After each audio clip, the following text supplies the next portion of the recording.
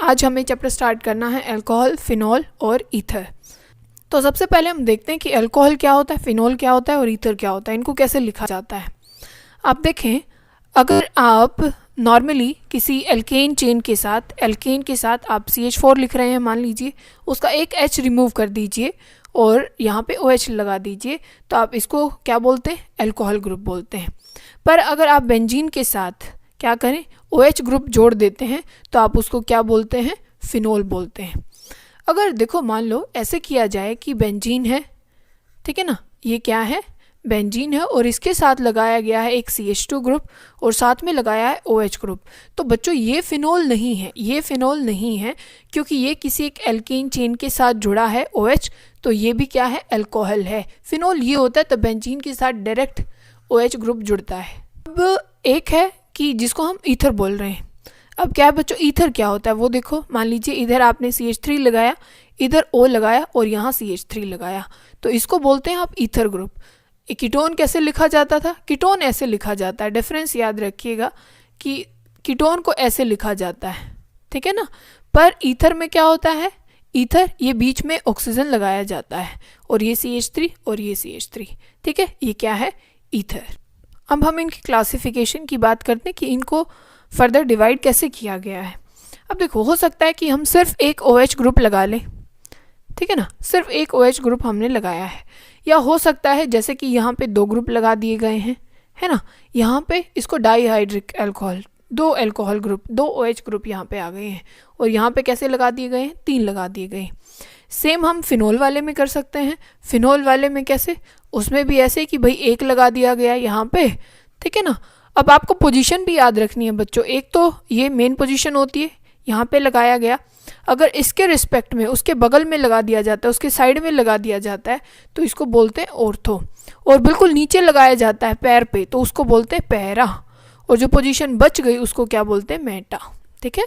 तो ये भी ऑर्थो पोजीशन है, ये भी ऑर्थो पोजीशन है, और ये वाली मेटा है, और ये क्या है, पैरा है। तो अगर एक जगह OH लगाया जाता है, मोनोहाइड्रिक अल्कोहल, अगर 2 जगह लगाया जाता है डाईहाइड्रिक, और तीनों जगह लगा दिया जाता है, अगर 3 जगह लगाया जाता है तो उसको ट्राईहाइड्रिक अल्कोहल बोलते हैं, ठीक है ना।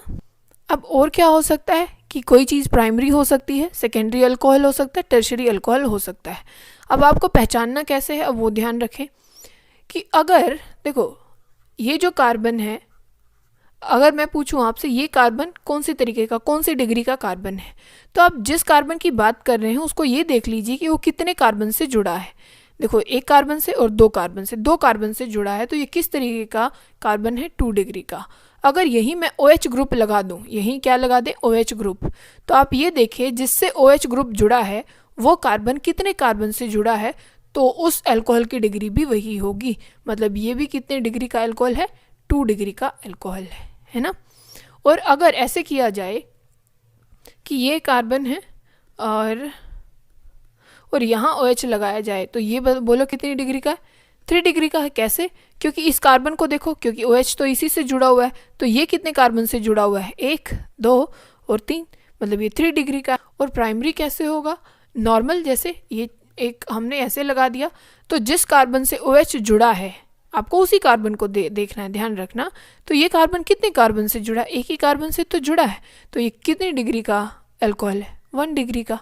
तो आपको सिर्फ जिस कार्बन से OH जुड़ा है उसकी डिग्री देख लो, ठीक है ना। अब औरों का कुछ होता रहे, मान लीजिए ये कार्बन 3 डिग्री का है, पर यहाँ OH जुड़ा है, तो आपको उसी कार्बन को देखना है जिससे OH ग्रुप जुड़ा होता है। तो ये कार्बन तो सिर्फ एक ही कार्बन से जुड़ा है, तो ये 1 डिग्री अल्कोहल ही है, ठीक है। तो आपको ध्यान रखना है। अब बच्चों 2 और होते हैं, एक होता है एलाइलिक अल्कोहल, एक क्या है, एलाइलिक, और एक होता है विनाइलिक। क्या है, विनाइलिक। तो उनमें क्या होता है, ये होता है डबल बॉन्ड के केस में, किसमें, डबल बॉन्ड में। अगर ऐसा है कि ये डबल बॉन्ड है, डबल बॉन्ड के साथ ही OH ग्रुप जुड़ा है, या हो सकता है कि भाई ये डबल बॉन्ड कार्बन है और यहाँ एक और कार्बन लगा लीजिए, और ऐसे OH लगा है। इन दोनों में डिफरेंस क्या है कि ये तो अल्कोहल वहाँ जुड़ा है जहाँ डबल बॉन्ड कार्बन है, ठीक है, डबल बॉन्ड जहाँ पे है उसी कार्बन पे OH जुड़ा है। यहाँ पे क्या है, डबल बॉन्ड से नेक्स्ट कार्बन पे OH जुड़ा है, तो इसको बोलते हैं हम बच्चों विनाइलिक ग्रुप। क्या बोलते हैं? Vinylic alcohol. और इसको क्या बोलते हैं? इसको बोलते हैं एलाइलिक अल्कोहल। क्या बोलते हैं? Allylic alcohol. याद कैसे रखेंगे? मैंने पहले भी बोला है कि कैसे याद रखें कि भाई ये जैसे ही डबल बॉन्ड पे जुड़ गया है तो इसको लग रहा है कि भाई मुझे विक्ट्री मिल गई है, जैसे पता नहीं कहाँ जुड़ गया, तो ये हो जाता है विनाइलिक अल्कोहल। वी मतलब विक्ट्री, उसको लग रहा है, खुश है वो बहुत कि मैं डबल बॉन्ड वाले कार्बन से ही जुड़ा हूँ OH। ठीक है ना? तो ये विनाइलिक होता है। डबल बॉन्ड है उससे नेक्स्ट कार्बन से OH अगर जुड़ता है तो उसको बोलते हैं एलाइलिक। कई बार बच्चों हाइब्रिडाइजेशन के हिसाब से भी हम बात करते हैं। मान लीजिए एक हाइब्रिडाइजेशन आप बात करें sp3, एक बात करें आप sp2, तो आपको ये ज़रूर पता होना चाहिए पहले कि sp3 हाइब्रिडाइजेशन क्या होती है और sp2 हाइब्रिडाइजेशन क्या होती है। देखो बहुत आसान तरीका, बहुत आसान, कि अगर आप क्या करते हैं, अगर आपके जिस कार्बन से अगर अल्कोहल ग्रुप जुड़ा है अगर उसमें सारी जगह सिंगल बॉन्ड, तो हमेशा किस तरीके की हाइब्रिडाइजेशन उस कार्बन की होगी बच्चों? sp3। अगर देखो सिंगल बॉन्ड होगा, अगर सिंगल बॉन्ड होगा उस कार्बन पे तो वो 100% sp3 होगा। और जैसे ही बच्चों अगर क्या हो जाता है, डबल बॉन्ड आ जाता है, तो आप कुछ समझे सोचे समझे वो आपकी मर्जी है, पर वो हमेशा sp2 हो जाएगा। ठीक है? अगर सिंगल बॉन्ड है sp3 हो जाता है, अगर डबल बॉन्ड है sp2 हो जाता है, और अगर ट्रिपल बॉन्ड आता है तो वो sp हाइब्रिडाइजेशन होती है। जैसे एक एग्जांपल लें, ये चीज़ है अपने पास, ये फिनोल है, इसको बोलते हैं हम फिनोल। ठीक है? ये आपको याद रखना है, ये आपको कॉमन नेम है, बहुत ज़्यादा फेमस है, आपको ये याद होना चाहिए। बेंजीन पे तब OH लगता है तो हम इसको क्या बोलते हैं? फिनोल बोलते हैं, फिनोल। तो अब देखो ये बनाया कैसे जाता है, अगर स्ट्रक्चर वाइज आप बात करें तो आप इसको कैसे बनाते हैं? आप इसको ऐसे बनाते हैं कि यहाँ लगा लेते हैं आप OH, और यहाँ double bond, single bond, double bond, और यहाँ डबल बॉन्ड, मतलब एक छोड़ के एक लगाते हैं। तो अब आपको ये दिख रहा है ना कि यहाँ पे डबल बॉन्ड है, जिस कार्बन से ये जुड़ा हुआ है वहाँ पे ये डबल बॉन्ड है ना? तो अगर जहाँ पे भी डबल बॉन्ड आ जाता है तो वहाँ आपको 100% पता होना चाहिए कि ये sp2 वाला अल्कोहल है। sp2 कार्बन है क्योंकि डबल बॉन्ड आ गया। और अगर सिर्फ यहाँ सिंगल बॉन्ड होते, मतलब अगर ये ऐसे होता, ठीक है, सिर्फ ये रिंग होती और यहाँ लगा दिया जाता OH, तो ये अल्कोहल ग्रुप है, ये अल्कोहल ग्रुप है। और ये सिर्फ देखो सिंगल बॉन्ड है सारी जगह पे, मतलब इसकी ये कौन सा कार्बन हुआ? sp3 carbon. तो आप ऐसे भी पहचान सकते हैं कि sp2 वाला है, sp3 वाला है, या कैसा है। ठीक है? अगर बात अब नॉमेनक्लेचर की जाए बच्चों, किसकी? नॉमेनक्लेचर की, तो आपको पता है कि OH की, तो OH फंक्शनल ग्रुप के लिए नॉमेनक्लेचर में जो सफिक्स है बच्चों, जो लास्ट में लगाया जाता है, वो क्या यूज़ किया जाता है? OL। क्योंकि अल्कोहल है तो अल्कोहल में पीछे OL ही आता है ना, तो याद रखें कि पीछे उसके क्या लगाया जाता है? OL। जैसे कि आपको ये दिया गया है कि ये है CH3 CH2 और ये लगाया गया है OH। ठीक है? इसको शॉर्ट में कैसे लिख दिया जाता है कई बार? ETOH। ये क्या है बच्चों? इथाइल है ना, तो इथाइल को शॉर्ट में लिख दिया गया ET। तो आप इसको क्या लिखेंगे? इसको क्या लिखेंगे? ये दो कार्बन है और OH ग्रुप लगाया गया है, तो दो कार्बन के लिए इथ वर्ड यूज़ किया जाता है ना, तो हम क्या लिख देंगे? इथेनॉल। क्या लिख देंगे? इसको इथेनॉल लिख देंगे। समझ गए? और ये भी लिख सकते हैं, ये कॉमन में लिखा जाता है, इसको लिख देंगे इथाइल, और ये क्या है? अल्कोहल, इथाइल अल्कोहल भी इसको लिखा जाता है। अब मान लीजिए ऐसा है कि ये C, यहाँ पे C और यहाँ पे लगाया गया है OH। पहले तो इसकी डिग्री बताइए, आपको इस कार्बन को देखना है, और ये कितने कार्बन से जुड़ा है? 2 से। तो आप देखो ये कौन सी डिग्री का अल्कोहल है? 2 डिग्री का। अब इसका नाम रखते हैं। अब आप कहीं से भी इसकी गिनती करो, ये दूसरी पोजीशन पे ही आएगा, तो 1 2 और ये 3, तो इसका नाम क्या लिखेंगे? तो क्या लिखेंगे? 3 कार्बन है तो यूज़ करेंगे प्रोपेन। ठीक है ना? प्रोप। देखो अगर आप ये लिखें और प्रोपेन, और हमें लगाना है दूसरी पोजीशन में OL, प्रोपेन 2 OL, क्योंकि E और O एक साथ आ नहीं सकते, तो आप E को हटा देना। ठीक है ना? प्रोपेन 2 OL हो जाएगा, प्रोपेन 2 OL। समझ गए? क्योंकि दूसरी पोजीशन पे क्या है? अल्कोहल है। अब देखो बच्चों, अगर आपको इसका नाम लिखना है तो कैसे लिखेंगे? देखो आप सबसे पहले लंबी चेन को सेलेक्ट करेंगे, हमें पता है कहीं से भी 1 2 3 यहाँ से जाएं, 1 2 3 कैसे भी जाएं, 3 कार्बन ही आने वाले हैं लंबी चेन में। ठीक है? अब आप कहाँ से नंबरिंग शुरू करेंगे? 1 2 3 यहाँ से करो, चाहे 1 2 3। दोनों जगह से करोगे तो फंक्शनल ग्रुप दूसरी पोजीशन पे ही आ रहा है। तो आप नाम कैसे रखेंगे, देखो दूसरी पोजीशन पे अल्कोहल भी है यहाँ पे, और दूसरी पोजीशन पे मिथाइल ग्रुप भी है, ये रहा, ठीक है। तो अब क्या करेंगे, आप इसका नाम रखेंगे, पहले सब्स्टिट्यूशन को लिखा जाता है, ठीक है। तो आप लिखेंगे 2 मिथाइल, फिर क्या लिखेंगे, और ये क्या है, ये कितने कार्बन है, 3 कार्बन है। 3 कार्बन के लिए क्या यूज़ करते हैं, प्रोपेन। क्या यूज़ करते हैं, प्रोपेन। ई हटाना पड़ेगा क्योंकि OL लगाना, और कितनी पोजीशन पे है, OH कौन सी पोजीशन पे है, सेकंड पे है। तो आप लिख देंगे क्या, 2 मिथाइल प्रोपेन 2 ऑल, 2 ऑल, क्योंकि दूसरी पोजीशन पे कौन सा ग्रुप है, अल्कोहल ग्रुप है, ठीक है ना। कुछ नाम आपको जो फिनोल है उसमें भी याद रखना है। आपको ये 100% याद होना चाहिए कि बेंजीन के तब ऊपर OH लगा दिया जाता है तो हम उसको क्या बोलते हैं, फिनोल बोल देते हैं। अगर बच्चों यहाँ पे क्या लगा दिया जाए, एक CH3 ग्रुप लगा दिया जाए, क्या लगा दिया जाए, CH3 ग्रुप, इसका नाम कैसे रखेंगे, वैसे तो देखो जहाँ पे फंक्शनल ग्रुप होता है उसको 1 नंबर दिया जाता है, और जहाँ वहीं से नंबरिंग शुरू होगी, फिर जहाँ सब्स्टिट्यूशन है उस तरफ घूमना है, इस तरफ नहीं घूमना, इस तरफ घूमना है। तो यहाँ दोगे 2 और ये 3, ऐसे नंबरिंग चलेगी। तो इसको क्या बोलोगे, तो इसका क्या नाम रखोगे, 2 मिथाइल फिनोल, क्योंकि दूसरे पे है मिथाइल ग्रुप और ये पूरा क्या है, फिनोल, 2 मिथाइल फिनोल, ठीक है ना। तो आपको इसका नाम रखना है बच्चों। अब इसका देखो, जहाँ पे फंक्शनल ग्रुप होता है उसको 1 नंबर दिया जाता है, और फिर जहाँ सब्स्टिट्यूशन है उस तरफ चलना है, तो इसको नंबर आ जाएगा 2। इस तरफ नहीं चलना, इसको 2 नहीं देना, यहाँ कुछ नहीं है, इस साइड 2 है, ठीक है ना, कुछ जुड़ा हुआ है, तो इस साइड नंबर दोगे दूसरा। तो अब क्या नाम हो जाएगा इसका, 2 मिथाइल, 2 मिथाइल, और ये पूरा ग्रुप क्या है बच्चों, फिनोल, तो 2 मिथाइल फिनोल। और अगर यहाँ जोड़ दिया जाए, अब पहले यहाँ था CH3 और अब OH को कर दिया गया है यहाँ पे, और यहाँ लिख दिया गया है CH3, इसका नाम क्या होगा, देखो जहाँ फंक्शनल ग्रुप है उसको 1 ही देना है, फिर ये 2 और ये 3। तो अब क्या लिखेंगे आप इसको, 3 मिथाइल, 3 मिथाइल, ये तो फिनोल ही होता है, ये पूरा क्या है, फिनोल, तो 3 मिथाइल फिनोल। अब ये कौन सी पोजीशन है, 1, यहाँ से शुरू करेंगे नंबरिंग, 1 2 3 4, तो 4th पोजीशन पे है, तो 4 मिथाइल, और ये पूरा है फिनोल, ठीक है। और इसका जो कॉमन नेम होता है, जो कॉमन नेम यूज़ किया जाता है उसको बोलते हैं क्रिसोल। क्या बोलते हैं, क्रिसोल। याद रखना है, ये है आपका फिनोल, ये है फिनोल, अगर उसके साइड में लगा दिया जाता है CH3 तो उसको बोलते हैं आप क्रिसोल। क्या बोलते हैं, क्रिसोल, समझ गए। अगर देखो बच्चों, अगर ये है, ये ऑर्थो पोजीशन है, तो इसको O क्रिसोल मतलब ऑर्थो क्रिसोल। अगर CH3 हटा के यहाँ रख दिया जाए मेटा पोजीशन पे, तो इसको बोलते हैं M क्रिसोल मतलब मेटा क्रिसोल। अगर वो यहाँ लगा दिया जाए नीचे बिल्कुल CH3, तो इसको बोलते हैं P क्रिसोल मतलब पैरा क्रिसोल। समझ गए। अब इसको देखो, अगर एक OH ग्रुप ना लगा के बेंजीन पे 2 ग्रुप लगा दिए जाएं, ठीक है, 2 ग्रुप लगा दिए जाएं, मतलब डाईहाइड्रिक अल्कोहल है, तो इसको बोलते हैं हम कैटिकोल। क्या बोलते हैं, कैटिकोल, याद होना। और अगर एक OH मेन उस पे लगा हुआ है, एक मेटा पोजीशन पे लगा हुआ है, तो इसको रिसोर्सिनोल बोलते हैं। क्या बोलते हैं, रिसोर्सिनोल। याद रहे, बहुत अच्छी बात है, अदरवाइज कोई दिक्कत वाली बात तो है नहीं, ठीक है।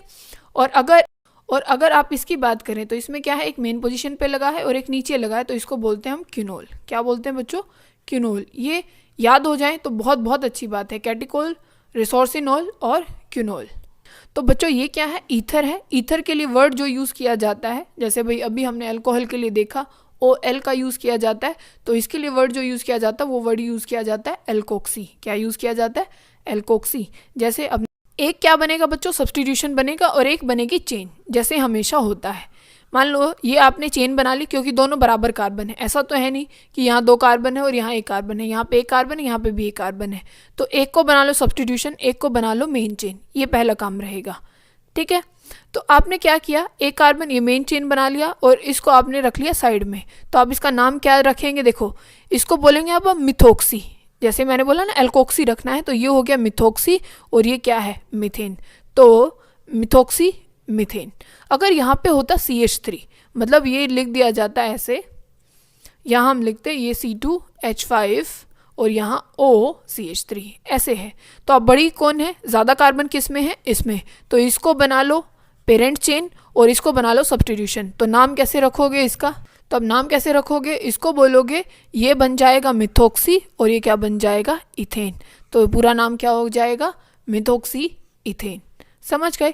अब ऐसा है कि यहाँ पे है C2H5 और ये है O और ये भी है C2H5। अभी भी दोनों बराबर चेन है, तो एक को सब्स्टिट्यूशन बना लो, एक को चेन बना लो। तो सब्स्टिट्यूशन, मान लो हमने इसको सब्स्टिट्यूशन बना लिया और इसको बना लिया चेन। नाम क्या रख दोगे बोलो? ये हो जाएगा आपका इथोक्सी और ये हो जाएगा इथेन, इथोक्सी इथेन। समझ गए? अब कुछ ऐसा लगाया गया है कि यहाँ पे है C6H5 और ये है O और ये है CH3। लंबा जो बड़ी चेन है वो कौन सी है? बड़ी चेन ये है C6H5 और ये क्या है? ये OCH3 है। तो ये हमेशा क्या अब ये छोटा है क्योंकि ये क्या है? छोटा है, तो ये सब्स्टिट्यूशन बनेगा। छोटे को सब्स्टिट्यूशन बनाओ और जो लंबी चेन है उसको बना दो मेन चेन। तो ये क्या हो जाएगा? मिथोक्सी, मिथोक्सी और ये क्या है? Benzene, methoxy benzene. C6H5 benzene, तो ये क्या है? Methoxy benzene. इसको बच्चों एक कॉमन नेम बहुत ज़्यादा फेमस है, जैसे आपने अभी फिनोल याद किया था, ऐसे ही इसको याद रखना है। अगर बेंजीन के ऊपर ये अभी जो बोला है OCH3 लगा दिया जाए तो इसको बोलते हैं हम एनीसोल। इसका कॉमन नेम है, क्या नाम है? एनीसोल। याद रखेंगे कि तो आज हमें प्रिपरेशन करनी है अल्कोहल और फिनोल्स की, ठीक है। अगर बच्चों हम अल्कोहल को बनाएं अब किससे? कार्बोनिल कंपाउंड से। तो कैसे बनाएंगे? देखो, आप कार्बोनिल को ऐसे लिखते हैं कि नहीं लिखते हैं? वहाँ क्या है? ऑक्सीजन है, ठीक है ना, डबल बॉन्ड O वहाँ पे होता है। और आपको कहाँ तक पहुँचना है आप वो देख लो। आपको करना क्या है? आपको ऐसा मिलना चाहिए कि यहाँ पे आ जाए OH आ जाए, ऐसा ही हमें चाहिए, H आना चाहिए। इसका मतलब डबल बॉन्ड O है आपके पास और आपको लाना है H, मतलब रिडक्शन करनी पड़ेगी। तो आप जितने भी आपके पास कार्बोनिल कंपाउंड है, अगर आप उनकी रिडक्शन करते हैं तो आप कहाँ तक पहुँच जाएंगे?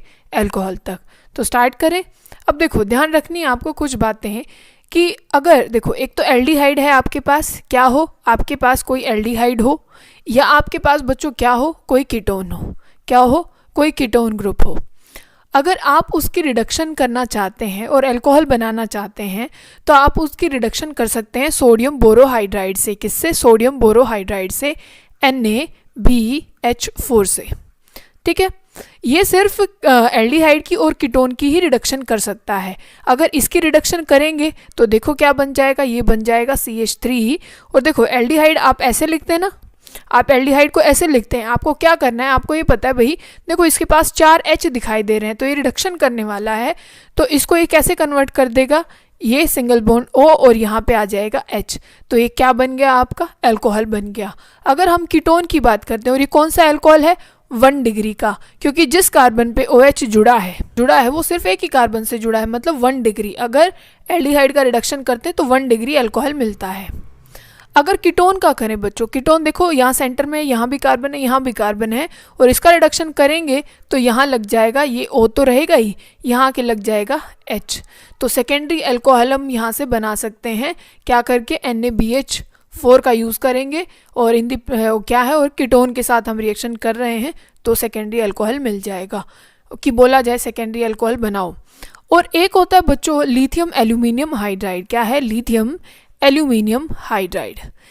ये सबका रिडक्शन कर लेता है, जितने भी आपके पास कार्बोनिल कंपाउंड हैं, उनके डेरिवेटिव हैं, सबका ये रिडक्शन कर लेता है, पर ये थोड़ा सा महंगा होता है।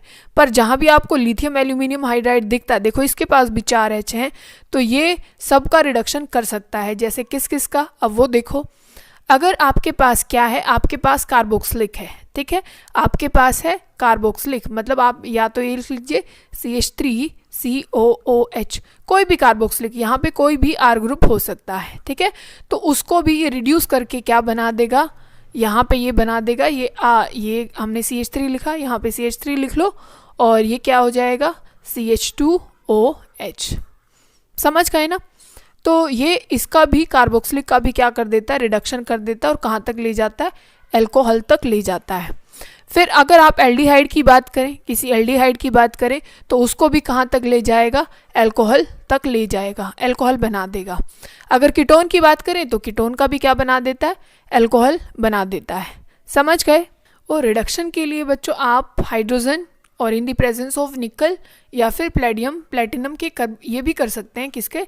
एक रिड्यूसिंग एजेंट के जैसे, ठीक है। इसको भी अगर आप एल्डिहाइड है आपके पास तो ये भी उसको कहाँ तक पहुँचा देगा? अल्कोहल तक, क्योंकि हमें बनाना ही अल्कोहल है। तो आप किस किस को? इसको याद रखेंगे और NaBH4 को याद रखेंगे, क्योंकि ये सेलेक्टिव है, ये सिर्फ एल्डिहाइड और कीटोन को करता है।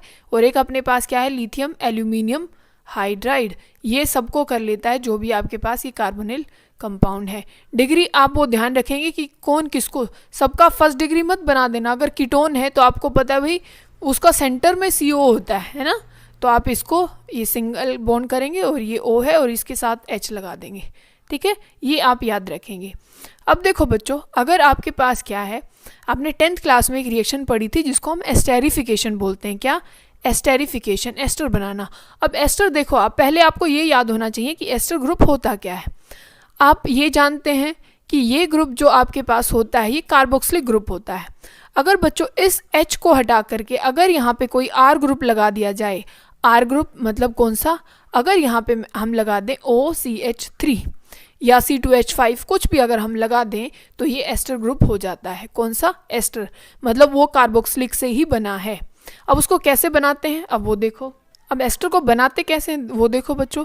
अगर आपके पास ये एक ग्रुप है, ये है CH3 और ये कार्बोक्सिलिक है, और आप इसकी रिएक्शन कर रहे हैं अल्कोहल के साथ। किसके साथ? अल्कोहल ग्रुप के साथ। और वो आप मान लीजिए आपके पास है ये CH3OH, ठीक है। एक बार हम इसको खोल के एक बार नीचे लिख लेते हैं, आप ध्यान से देखते जाना क्या किया गया है। इसको हम ऐसे लिख सकते हैं, बिल्कुल लिख सकते हैं, और इसको लिख लीजिए ऐसे, ये CH3 और मैंने यहाँ लिख दिया ये OH, लिख सकते हैं।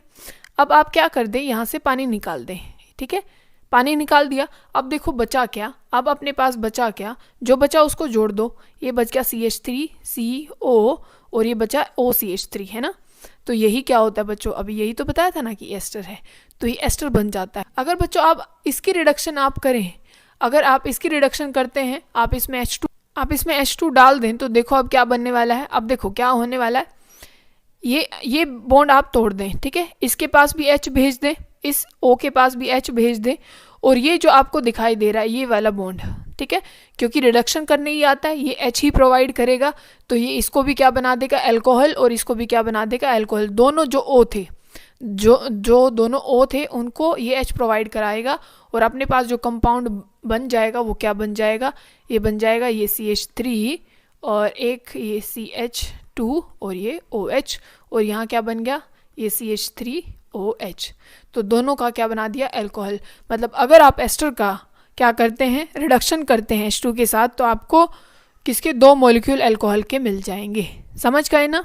अब हम बच्चों इसको अल्कोहल को बनाते हैं ग्रिग्नार्ड का यूज़ करके। ग्रिग्नार्ड साइंटिस्ट का नाम है, उन्होंने डिस्कवर किया था इस रिएजेंट को, इसी वजह से इसका नाम ग्रिग्नार्ड रिएजेंट दे दिया गया। तो अभी हम देखते हैं कि ये है क्या। अब ये होता है RMgX, ठीक है ना। R आपको पता है कोई भी अल्काइल ग्रुप हो सकता है उसमें, मतलब आपका CH3 हो सकता है, C2H5, कोई भी R ग्रुप हो सकता है। Mg आपको पता है मैग्नीशियम है। X आपका कोई भी हेलोजन हो सकता है, हेलोजन जैसे आपका क्लोरीन हो सकता है, ब्रोमीन हो सकता है, आयोडीन, ठीक है, ये हेलोजन ग्रुप यहाँ पे हो सकते हैं। तो ये होता है ग्रिग्नार्ड रिएजेंट। समझ गए। अब देखो बच्चों, ये इसकी रिएक्टिविटी है कैसे, मतलब आप इसको कैसे ब्रेक डाउन कर सकते हैं, इसमें कौन पॉजिटिव है कौन नेगेटिव है, ध्यान से समझते जाना। अब देखो, अगर आप R लिख रहे हैं और ये Mg लिख रहे हैं और यहाँ पे लिख रहे हैं आप ये X हेलोजन ग्रुप, अब R के साथ जुड़ा है Mg, तो ये तो होगा पॉजिटिव, ये तो पक्की बात है। और उसके सामने जो कार्बन जो एलिमेंट होगा, ये कार्बन के ही मिलेंगे आपको, CH3 C2H5 ये सारे कार्बन के होंगे, तो ये बन जाएगा अब की बार नेगेटिव, क्योंकि इसके साथ कौन जुड़ा है, मेटल। तो मेटल के सामने तो कार्बन इलेक्ट्रोनेगेटिव ही होता है, तो ये चीज़ आपको ध्यान रखनी है, ठीक है। अब ये देखो बच्चों कि इसकी रिएक्शन होती कैसे है, अब ध्यान से समझना। अगर आप ये देखें कि आप कार्बोनिल के साथ इसकी रिएक्शन कर रहे हैं, कार्बोनिल इस पार्ट को बोलते हैं, आप एल्डिहाइड ले रहे हैं, और एल्डिहाइड भी कौन सा, फॉर्मेल्डिहाइड ले लें। किसको, फॉर्मेल्डिहाइड। फॉर्मेल्डिहाइड ये होता है, फॉर्मेल्डिहाइड होता है, तो ध्यान रखेंगे कि इसका नाम क्या है, फॉर्मेल्डिहाइड। तो आप इसकी अब ग्रिग्नार्ड से रिएक्शन कर रहे हैं। हमने बायोमोलिक्यूल में भी पढ़ा था कि कार्बोनिल का जो बॉन्ड टूटता है, आप क्या करेंगे, पहले इसको ऊपर लेके जाएंगे, क्योंकि ये इलेक्ट्रोनेगेटिव होता है। तो पहला काम आपका ये है कि डबल बॉन्ड के इलेक्ट्रॉन O को दे दें। जैसे ही इलेक्ट्रॉन ऊपर जाएंगे, कार्बन के पास अब इलेक्ट्रॉन की कमी हो जाएगी, इसके ऊपर आ जाएगा पॉजिटिव चार्ज। इतनी बात समझ में आ गई। कंडीशन देखो बच्चों क्या हो गई, कंडीशन हो गई है ये, यहाँ पे H है, यहाँ भी H है, और ये O इसने इलेक्ट्रॉन ले लिए, तो इसके ऊपर आ गया नेगेटिव, यहाँ आ गया पॉजिटिव। बात कंफर्म हो गई। अब देखो, अब है हमारे पास RMgX, ठीक है, RMgX, और यहाँ ले लेते हैं अभी हम CH3। क्या मान लिया हमने? CH3। अब देखो यहाँ पे क्या है, ये मैंने बताया था कि ये बनेगा नेगेटिव और Mg बनेगा पॉजिटिव। अब आपको करना क्या है, ये नेगेटिव इस पॉजिटिव के ऊपर अटैक करेगा, ये नेगेटिव इस पॉजिटिव के ऊपर अटैक करेगा, तो क्या बन जाएगा बताओ मुझे? ये बन जाएगा आपके पास, ये H है और यहाँ है कार्बन, ये है O नेगेटिव और यहाँ है H, और ये नीचे आके क्या लग गया, ये आ गया CH3। CH3 लग गया, ये पॉजिटिव था, ये नेगेटिव यहाँ से गया है, तो ये पॉजिटिव वाला पार्ट कहाँ जाके लगेगा बच्चों? ये पॉजिटिव वाला पार्ट इस नेगेटिव पे आके लग जाएगा, तो ये आ जाएगा MgX। इतना समझ में आया? क्योंकि ये नेगेटिव था, ये पोर्शन पॉजिटिव था। इतनी बात क्लियर हो गई। अब आपको करना क्या है, बहुत नॉर्मल सी बात है, अब आपको सिर्फ इसमें पानी डालना है। क्या डालना है? पानी डालना, हाइड्रोलिसिस करनी है, H2O डालना है। H2 अब कैसे टूटता है बताओ मुझे? H पॉजिटिव में टूटता है, OH नेगेटिव में टूटता है, ऐसे ही टूटता है। अब ये H पॉजिटिव तो जाएगा इस O नेगेटिव के पास, और ये Mg, ये जो पूरा जो पॉजिटिव पार्ट है, ये Mg पॉजिटिव जाएगा किसके पास? OH नेगेटिव के पास। तो बनाओ, क्या बन गया? बनाओ एक बारी। टोटली आपके पास बन गया, ये H आपने रख लिया, ये C है, नीचे जो CH3 था और ये H था, और ऊपर O के साथ लग गया H, और Mg के साथ क्या आ गया, ये लिखेंगे आप कि Mg, ये पॉजिटिव था, पॉजिटिव के साथ कौन आके लगा? OH नेगेटिव, और ब्रैकेट में क्या रह जाएगा ये, और साइड में क्या रह जाएगा बच्चों? ये हैलोजन। तो ये बस यही प्रोसीजर होता है। तो हमने देखो ग्रिग्नार्ड से भी क्या बना लिया?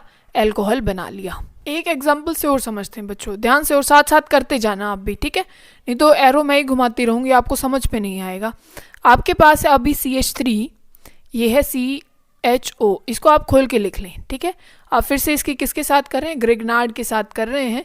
और ग्रिग्नार्ड आप ले लो, अब की बार ये ले लिया आपने C2H5, और ये ले लिया आपने MgX, MgCl ले लो, MgBr, ठीक है? हम ये X लिख लेते हैं। ये नेगेटिव होगा, ये पॉजिटिव होगा। बॉन्ड आपको पता है ऐसे ब्रेक डाउन होगा, यहाँ जाएगा पॉजिटिव, O के ऊपर आ जाएगा नेगेटिव, ठीक है? ये नेगेटिव है, ये नेगेटिव है, तो ये आ जाएगा इस पॉजिटिव के ऊपर अटैक करने, ठीक है? और ये पॉजिटिव किसके पास चला जाएगा बच्चों? इस नेगेटिव के ऊपर।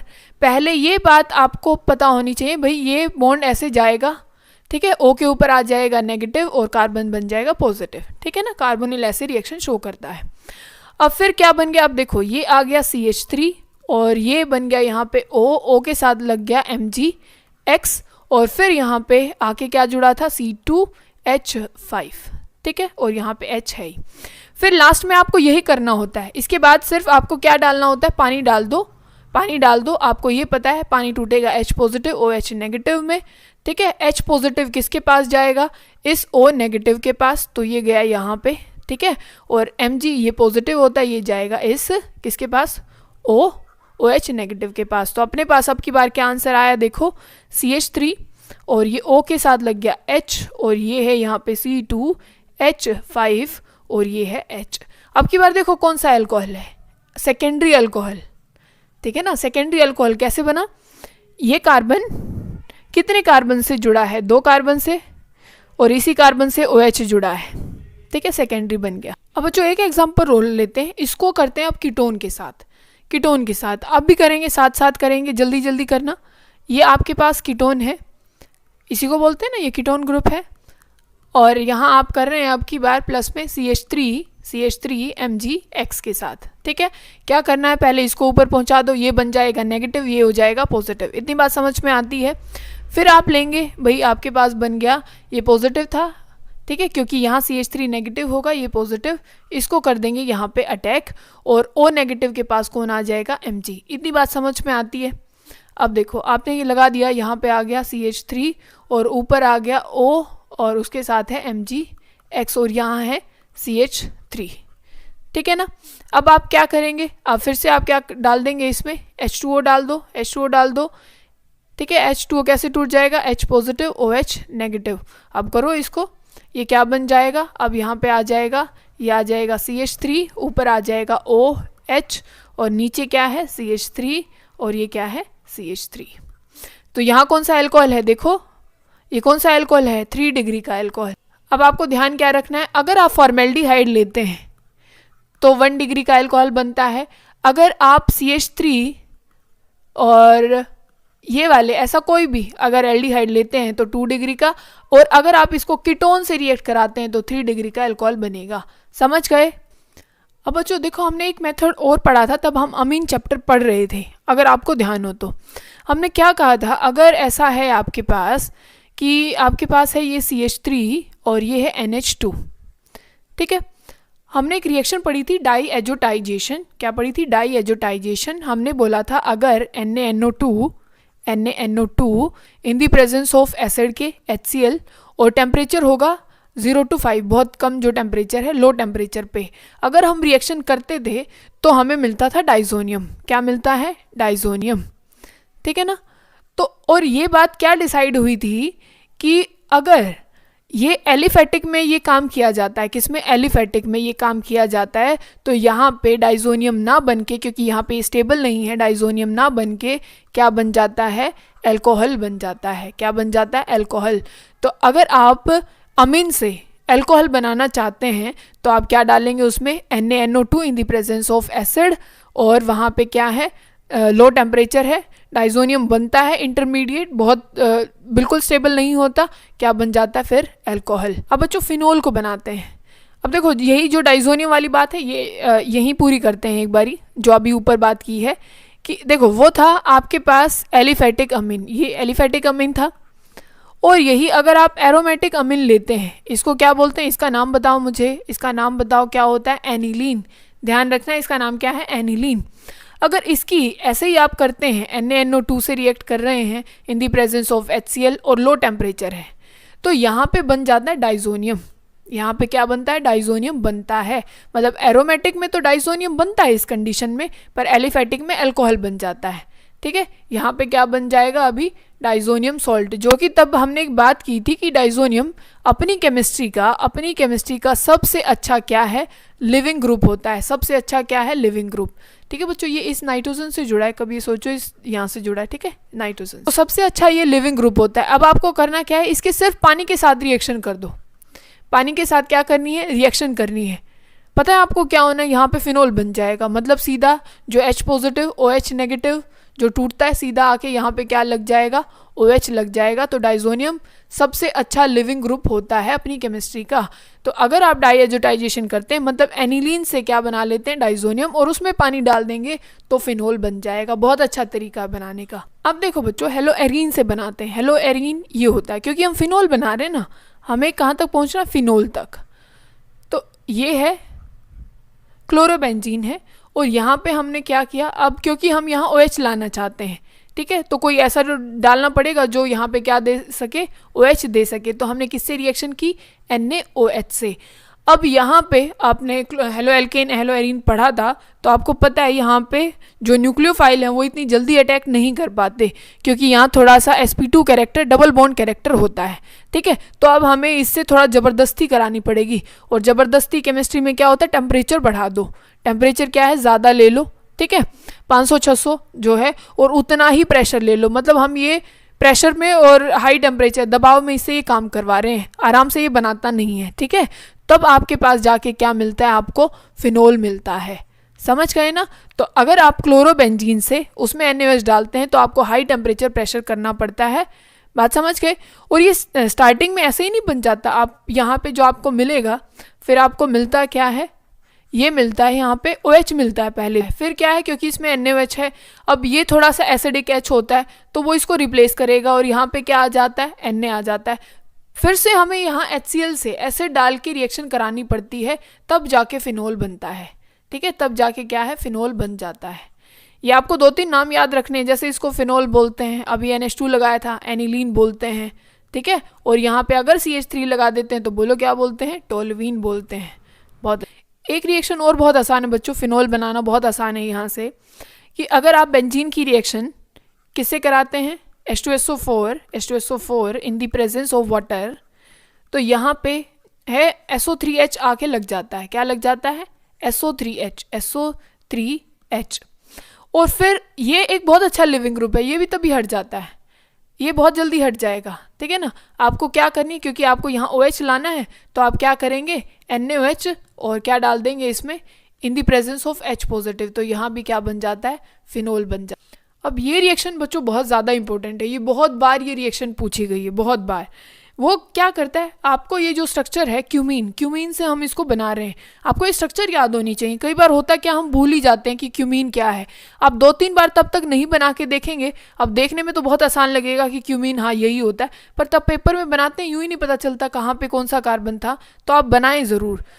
तो बच्चों अगर ये कार्बन है, कार्बन से यहाँ भी एक कार्बन जुड़ा है और यहाँ एक कार्बन जुड़ा है, और यहाँ H तो होगा ही क्योंकि 4 बॉन्ड पूरे करने हैं, 1 हो गया, 2, 3 और यहाँ पे H, ये क्यूमीन होता है। क्या है, क्यूमीन। तो आपको ये ध्यान रखना है। अब करनी क्या है, आपको इसकी एरियल ऑक्सीडेशन करनी है। एरियल ऑक्सीडेशन, अब बताते हैं कि ये खास क्यों है, इतना ये प्रोसेस क्यों पूछा जाता है, ये खास किस बात के लिए है। इसकी एरियल ऑक्सीडेशन मतलब हम सिंपल ऑक्सीडेशन कर रहे हैं, और ऑक्सीडेशन यहाँ पे ये हाइड्रोजन है, अब यहाँ क्या है, ऑक्सीजन तो आना ही पड़ेगा, ऑक्सीजन आएगा तभी तो क्या कहेंगे कि ऑक्सीडेशन हुआ। तो आप क्या करें, ये 2 ऑक्सीजन है, इनकी करा दें, तो आपके पास क्या मिल जाएगा, यहाँ लगा दो एक O और एक ऑक्सीजन और लगा दो और उसके साथ लगा दो H, ठीक है ना। इसको बोलते हैं हम क्यूमीन हाइड्रोपरऑक्साइड। क्या बोलते हैं, ये जो कंपाउंड बन जाता है इसको बोलते हैं क्यूमीन हाइड्रोपरऑक्साइड। अब आपको करना क्या है, आप इसकी H2O के साथ रिएक्शन कर दें। ये जो बना है क्यूमीन हाइड्रोपरऑक्साइड, इसकी करा दें पानी के साथ इन द प्रेजेंस ऑफ HCl या एसिड के साथ रिएक्शन करा दें, तो आपके पास 2 कंपाउंड मिलते हैं। आपके पास 2 कंपाउंड आते हैं, कौन कौन से, एक तो आ जाता है फिनोल और एक आ जाता है एसीटोन। इसी वजह से ये खास है कि 2 प्रोडक्ट निकल रहे हैं और दोनों काम के हैं, कुछ एक्स्ट्रा नहीं है। एक तो कीटोन निकला और एक निकला फिनोल। अब देखो वो कैसे आप देखो, अगर आप इसको अलग से देखें तो ये क्या है, ये आपका कीटोन ही बनेगा क्योंकि ये ऐसा है, ये कुछ ऐसा है, ये कार्बन है, यहाँ भी कार्बन है और ये कार्बन, और उसके साथ तब हम इसको बाहर निकालेंगे तो ये कुछ ऐसा बन जाएगा, तो ये कीटोन ही है। और ये जो बच जाएगा, क्योंकि इतना तो बाहर निकाल लिया, ये जो OH है ये आके यहाँ जुड़ जाएगा, तो फिनोल बन गया। तो ये क्यूमीन वाला जो प्रोसेस है वो इसी वजह से खास है। ये पूछा गया है कई बार कि क्यूमीन से जो तब हम फिनोल बनाते हैं तो वो प्रोसेस इतना खास क्यों है, क्योंकि जो इसमें बाई प्रोडक्ट निकल रहा है एसीटोन, वो भी हमारे काम का है।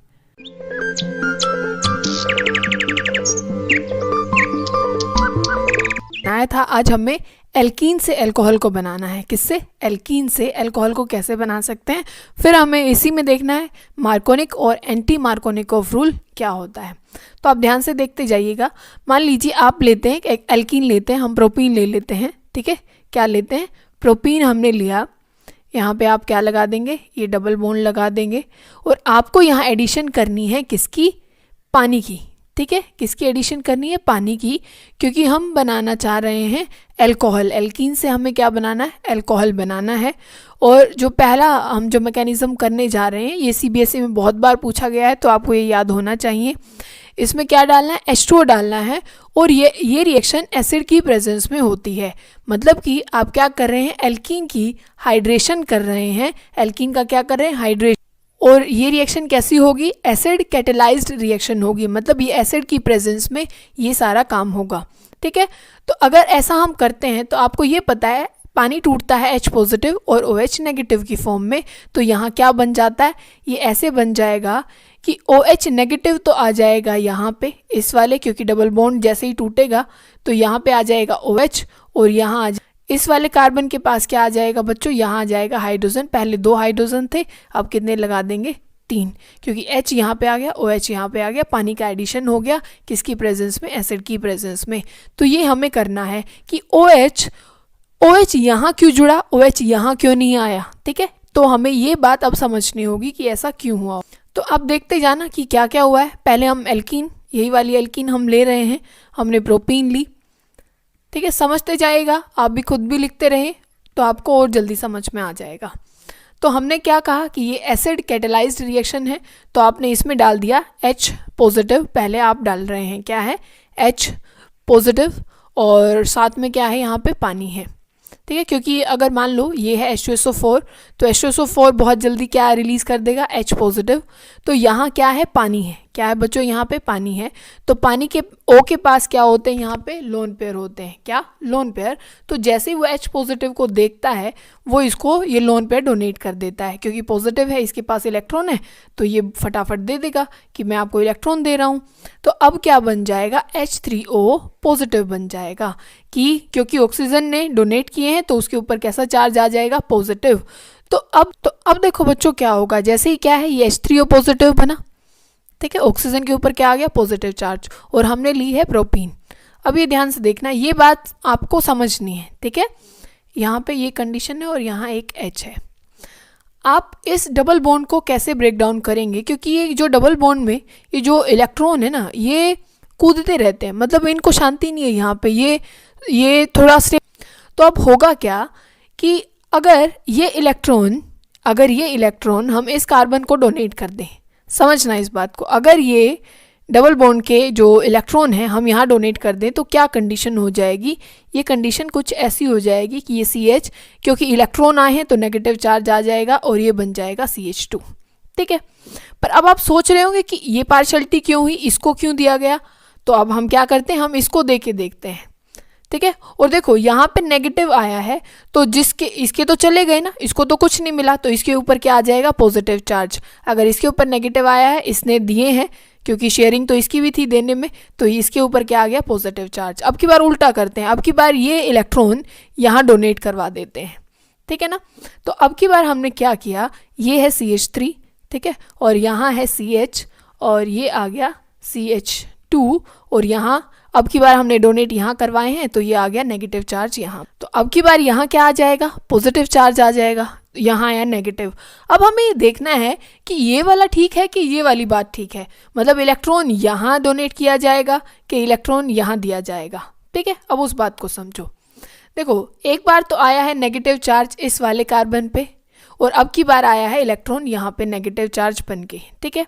कौन सा स्टेबल है, अगर देखो इस कार्बन पे आया है पॉजिटिव चार्ज, पॉजिटिव का मतलब कि उसके इलेक्ट्रॉन छीन लिए गए हैं, उसके क्या है, इलेक्ट्रॉन छीन लिए गए, उसके पास देने वाला। पॉजिटिव का मतलब क्या होता है बच्चों, कि उसके इलेक्ट्रॉन छीन लिए गए हैं, उसके पास इलेक्ट्रॉन है नहीं। अब मान लो आपके पास कुछ भी नहीं, अब ये समझो बच्चों कि मान लीजिए आपके पास कुछ भी नहीं है, आप कंगाल हैं, और आपके पास आ जाएं 2 दानी आपको पैसे दे, ठीक है, तो आप अपने आप को स्टेबल समझेंगे, आप समझेंगे कि भाई चलो मेरे पास कुछ नहीं है तो मुझे यहाँ कोई दान करने तो आ ही जाता है, ऐसा ही। तो यहाँ पे क्या है, कार्बन बीच में है, उसको यहाँ से भी डोनेशन मिल रही है क्योंकि कार्बन डोनेटिंग होता है। तो कार्बन ये CH3 जो ग्रुप है, क्योंकि CH3 ग्रुप एक +I इफेक्ट दिखाने वाला ग्रुप है, क्या है, +I, मतलब जो कि इलेक्ट्रॉन डोनेट करता है, तो यहाँ से भी मिल रहे हैं, यहाँ से भी मिल रहे हैं, तो इसको इतनी प्रॉब्लम नहीं है, इसको क्या है, इतनी प्रॉब्लम नहीं है। पर अगर आप यहाँ पे आए, ठीक है, इसके ऊपर भी पॉजिटिव चार्ज है, मतलब इसके पास कुछ है नहीं, इसके पास कुछ नहीं है, तो अब की बार सिर्फ ये एक जगह से इसको इलेक्ट्रॉन मिल रहा है, इसको क्या है, एक जगह से सिर्फ ये वाला ग्रुप इसको इलेक्ट्रॉन दे पा रहा है। पिछली बार क्या था, इस साइड से भी मिल रहा था और इस साइड से भी मिल रहा था, इसका मतलब ये जो कार्बोकेटायन है वो क्या है, ज़्यादा स्टेबल है। या आपने पढ़ा है कि 3 डिग्री कार्बोकेटायन ज़्यादा स्टेबल होता है, फिर 2 डिग्री और फिर 1 डिग्री, क्योंकि 3 डिग्री को तीनों जगह से कार्बन डोनेट करता है, इसको 2 जगह से करता है, 1 डिग्री को एक ही जगह से मिलता है। तो कौन सी कंडीशन ज़्यादा स्टेबल होगी, कि ये वाली जो कंडीशन है कि इलेक्ट्रॉन इस कार्बन को दिलवा दिए जाएं, वो ज़्यादा स्टेबल है, ये पॉजिटिव बनने का वो ज़्यादा बेटर हो। तो इतनी बात समझ में आ गई। अब हमने देखो, हमने जो बना लिया था कि H जो पॉजिटिव था उसको H2O ने अपने इलेक्ट्रॉन दे दिए थे, तो कुछ ऐसा बन गया था H3O पॉजिटिव।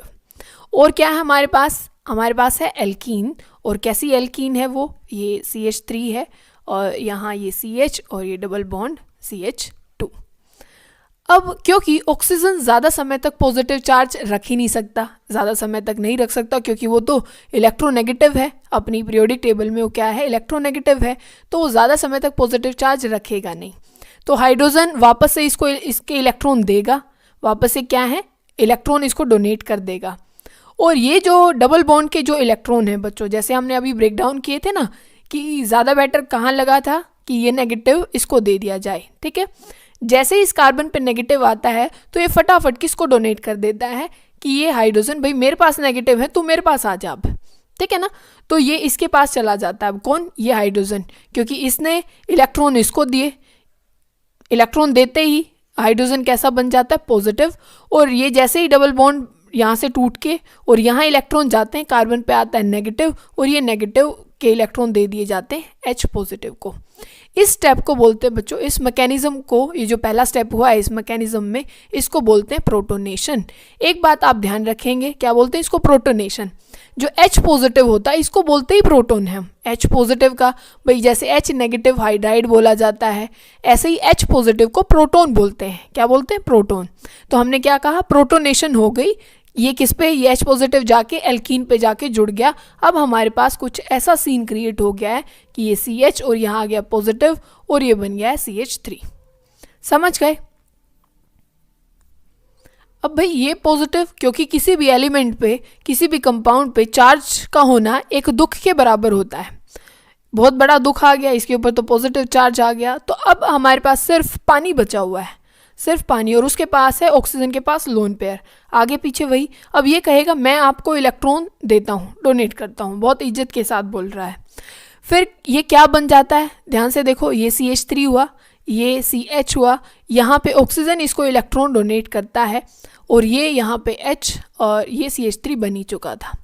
अब जैसे ही ऑक्सीजन ने डोनेट किया इसके ऊपर, तो फिर से पॉजिटिव आ गया, इसके ऊपर फिर से क्या आ गया, पॉजिटिव आ गया।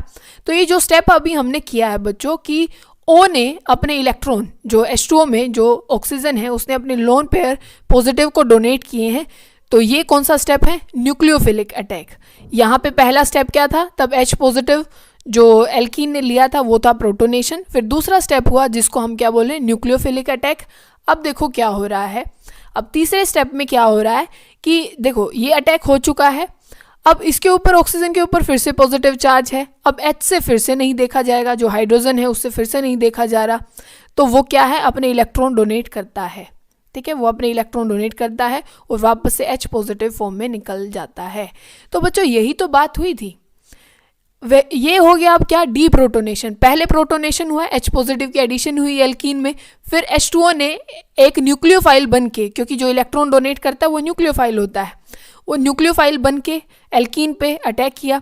फिर क्या हुआ कि H पॉजिटिव बाहर निकल गया, मतलब डी प्रोटोनेशन। तो ये थी एक reaction, acid catalysed reaction. Catalyst तो बच्चों वही होता है ना जो रिएक्शन में जाएगा और वापस से यूं का यूं बाहर निकल आएगा, क्योंकि रिएक्शन में देखो एसिड कैटेलाइज था, H पॉजिटिव गया था और वापस से यूं का यूं बाहर निकल आया फिर। ठीक है ना। अगर बच्चों आपको ये सारी बातें समझ में आ गई, ये मैकेनिज्म समझ में आ गया, तो यही एक रूल होता है जिसको हम क्या बोलते हैं बच्चों, मार्कोनिक ऑफ रूल। क्या है, मार्कोनिक ऑफ रूल। तो इस वो रूल क्या कहता है वो समझो। ये रूल क्या रहा है, ये कहता है कि जो न्यूक्लियोफाइल जो आएगा, जो क्या आएगा, न्यूक्लियोफाइल, कोई भी न्यूक्लियोफाइल, वो वहाँ अटैक करेगा जहाँ पे हाइड्रोजन कम होते हैं। तो हम क्या बोले कि आने वाला ग्रुप, मतलब जो न्यूक्लियोफाइल है, आने वाला ग्रुप वहाँ अटैक करेगा जहाँ पे हाइड्रोजन क्या होते हैं, कम होते हैं। अभी भी तो हमने वही किया, देखो जो OH नेगेटिव था, मतलब यहाँ तो हमने सीधा H2O को अटैक करवा दिया था। तो अब क्या है, जो आने वाला ग्रुप है उसने कहाँ अटैक किया, जहाँ पे हाइड्रोजन कम है। यहाँ पे क्या है, यहाँ पे हाइड्रोजन कितने हैं, यहाँ एक है, और यहाँ पे कितने थे, पहले दो थे, यहाँ एक था, यहाँ दो थे। तो एल्कीन में तब भी आपको कोई एल्कीन मिल जाए, तब भी आपको क्या है, कोई भी एल्कीन दिख जाए, कोई अनसिमेट्रिकल एल्कीन आपके पास है, तो आप क्या करेंगे कि आप H गिन लेंगे, जहाँ पे जितने हाइड्रोजन कम होंगे आप OH को या कोई भी जो न्यूक्लियोफाइल है उसको वहीं जोड़ देना। यही मार्कोनिकोफ रूल कहता है कि जहाँ हाइड्रोजन कम होते हैं आने वाला ग्रुप वहीं आएगा, न्यूक्लियोफाइल वहीं अटैक करेगा। और मतलब हमने समझ लिया कि ऐसा क्यों होता है। क्यों ऐसा हुआ बच्चों, क्योंकि जो यहाँ पे जो कार्बोकैटायन बना था वो सेकेंडरी बना था, वो स्टेबल होता है इसी वजह से। तो पॉजिटिव के ऊपर ही तो क्या अटैक करता है, एक नेगेटिव, मतलब न्यूक्लियोफाइल वहीं अटैक करता है। तो मार्कोनिक ने उसको सिर्फ अपने शब्दों में बता दिया कि जो क्या है, आने वाला ग्रुप जो न्यूक्लियोफाइल है वो कहाँ आएगा, जहाँ पे हाइड्रोजन कम है। और दूसरा इसका मतलब ही यही है कि कार्बोकैटायन जितना स्टेबल होगा वहीं पे आने वाला ग्रुप, वहीं पे न्यूक्लियोफाइल आएगा। क्योंकि पॉजिटिव क्या होता है, कार्बोकैटायन, तो जितना कार्बोकैटायन स्टेबल न्यूक्लियोफाइल भी वहीं आएगा।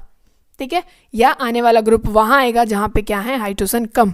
इससे उल्टा होता है एंटी मार्कोनिकोफ रूल। क्या है, एंटी मार्कोनिकोव रूल। अब आपको एक रिएक्शन और याद रखनी है, उसका मैकेनिज्म याद नहीं रखना बच्चों, उसके रिएजेंट याद रखने और उसमें प्रोडक्ट क्या बनने वाला है वो याद रखना है। इसको बोलते हैं हम हाइड्रोबोरेशन रिएक्शन। क्या है, हाइड्रोबोरेशन। क्या है, हाइड्रोबोरेशन रिएक्शन। इसमें क्या है बच्चों, जो BH3 है, ठीक है, इसको बोलते हैं हम बोरेन। क्या बोलते हैं, बोरेन इसको बोला जाता है, जो BH3 है। इसकी एडिशन करनी हमें किस में करनी है, एल्कीन में करनी है। देखो हमने पिछले वाली रिएक्शन में पढ़ा मार्कोनिकोव रूल, यहाँ फॉलो होता है बच्चों एंटी मार्कोनिकोव रूल। कौन सा रूल फॉलो होता है, एंटी मार्कोनिकोव रूल। अब देखो आपके पास मान लो ये एल्कीन है, अब इसके रिएजेंट देख लो, ये आपको याद होने चाहिए, मैकेनिज्म आपको कोई कुछ काम नहीं है CBSE में इसका, ठीक है। ये क्या है, BH3 यहाँ पे होता है, और साथ में क्योंकि देखो कई बार आपको ये लिखा हुआ मिलेगा B2H6। क्या है, B2H6, इसको बोलते हैं हम डाइबोरेन। क्यों, क्योंकि BH3 स्टेबल नहीं होता, उसके इलेक्ट्रॉन पूरे नहीं हैं, तो वो अपनी जो बॉन्ड बना लेता है, मतलब कंबाइन हो जाता है दूसरे BH3 के साथ, तो वो क्या बना लेता है, डाइबोरेन बना लेता है, ठीक है ना। और ये किसकी प्रेजेंस में होता है, H2O2 की प्रेजेंस में, और बेसिक मीडियम होगा। कैसा मीडियम होगा, बेसिक मीडियम होगा। समझ गए इतना। अब आपको करना क्या है वो देखो, आपको ये याद हो गया कि मार्कोनिकोव रूल क्या कहता है। मार्कोनिक ने क्या कहा था कि आने वाला ग्रुप वहाँ आएगा एल्कीन में जहाँ पे हाइड्रोजन कम है। हाइड्रोजन यहाँ कम है कि यहाँ कम है, यहाँ कम है, तो हम OH यहाँ जोड़ देते थे। पर हाइड्रोबोरेशन में आपको याद रखना है कि कौन सा रूल यूज़ होगा, एंटी मार्कोनिक। अगर बच्चों आपने हेलो एल्केन एरीन पढ़ा था तो वहाँ हमने ये देखा था कि पर ऑक्साइड में एंटी मार्कोनिकोव रूल ही फॉलो होता है। तो अगर आप ये याद रखें कि यहाँ पे पेरोक्साइड की प्रेजेंस में हाइड्रोबोरेशन होता है, तो आपको ये याद रहेगा कि यहाँ एंटी मार्कोनिकोव रूल लग जाएगा। सिर्फ यहाँ पे ये याद करने के लिए है बस, ठीक है, कि यहाँ पे पेरोक्साइड है तो यहाँ पे हम क्या कर लेते हैं, एंटी मार्कोनिकोव रूल लगता है। किसमें, हाइड्रोबोरेशन ऑक्सीडेशन। इसका पूरा नाम क्या होता है इस रिएक्शन का, हाइड्रोबोरेशन ऑक्सीडेशन इसको बोला जाता है। अब करना क्या है वो देखो, आपके पास ये एल्कीन है कि ये CH3 है, यहाँ पे CH है और ये डबल बॉन्ड और ये CH2। यहाँ पे एंटी मार्कोनिकोव रूल लगेगा और हम जोड़ ही रहे हैं क्योंकि बेसिक मीडियम में हो रहा है। OH नेगेटिव है, H2O2 है, यहाँ से H2O2 से जो OH निकलता है वो यहाँ पे एक न्यूक्लियोफाइल के जैसे बिहेव करता है। तो आप उसको कहाँ जोड़ेंगे, यहाँ जोड़ेंगे कि यहाँ जोड़ेंगे, यहाँ लगाएंगे। क्यों, क्योंकि ये एंटी मार्कोनिकोव रूल फॉलो हो रहा है। तो आप क्या प्रोडक्ट बना देंगे, ये CH3 ये आ जाएगा, यहाँ पे लगेगा आपकी बार H, ये CH2 बना दो, ये सिंगल बॉन्ड और यहाँ पे लगा दो CH2OH, क्योंकि कौन सा रूल फॉलो किया है, एंटी मार्कोनिकोव रूल। तो ये कौन सी रिएक्शन है बच्चों, हाइड्रोबोरेशन ऑक्सीडेशन। इसमें सिर्फ आपको क्या याद रखना है कि एक आप एल्कीन लेंगे, एल्कीन में एंटी मार्कोनिकोव रूल फॉलो होना है। रिएजेंट कौन कौन से हैं, B2H6 है और H2O2 है इन the presence of basic hydrolysis, ठीक है ना, बेस होना ज़रूरी है। और जो OH आएगा वो यहाँ से आना है, क्या है, यहाँ से आना। आज हम physical properties of alcohol phenol हम पढ़ रहे हैं। अब देखो फिजिकल प्रॉपर्टी में उसका बॉइलिंग पॉइंट और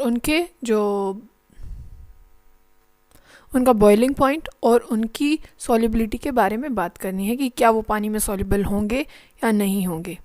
अब देखो बच्चों कि अगर हम बॉइलिंग पॉइंट की बात करें तो एक तो आपके पास अल्कोहल है, मान लीजिए ये CH3OH है, आपके पास फिनॉल है और आपके पास एक है ईथर।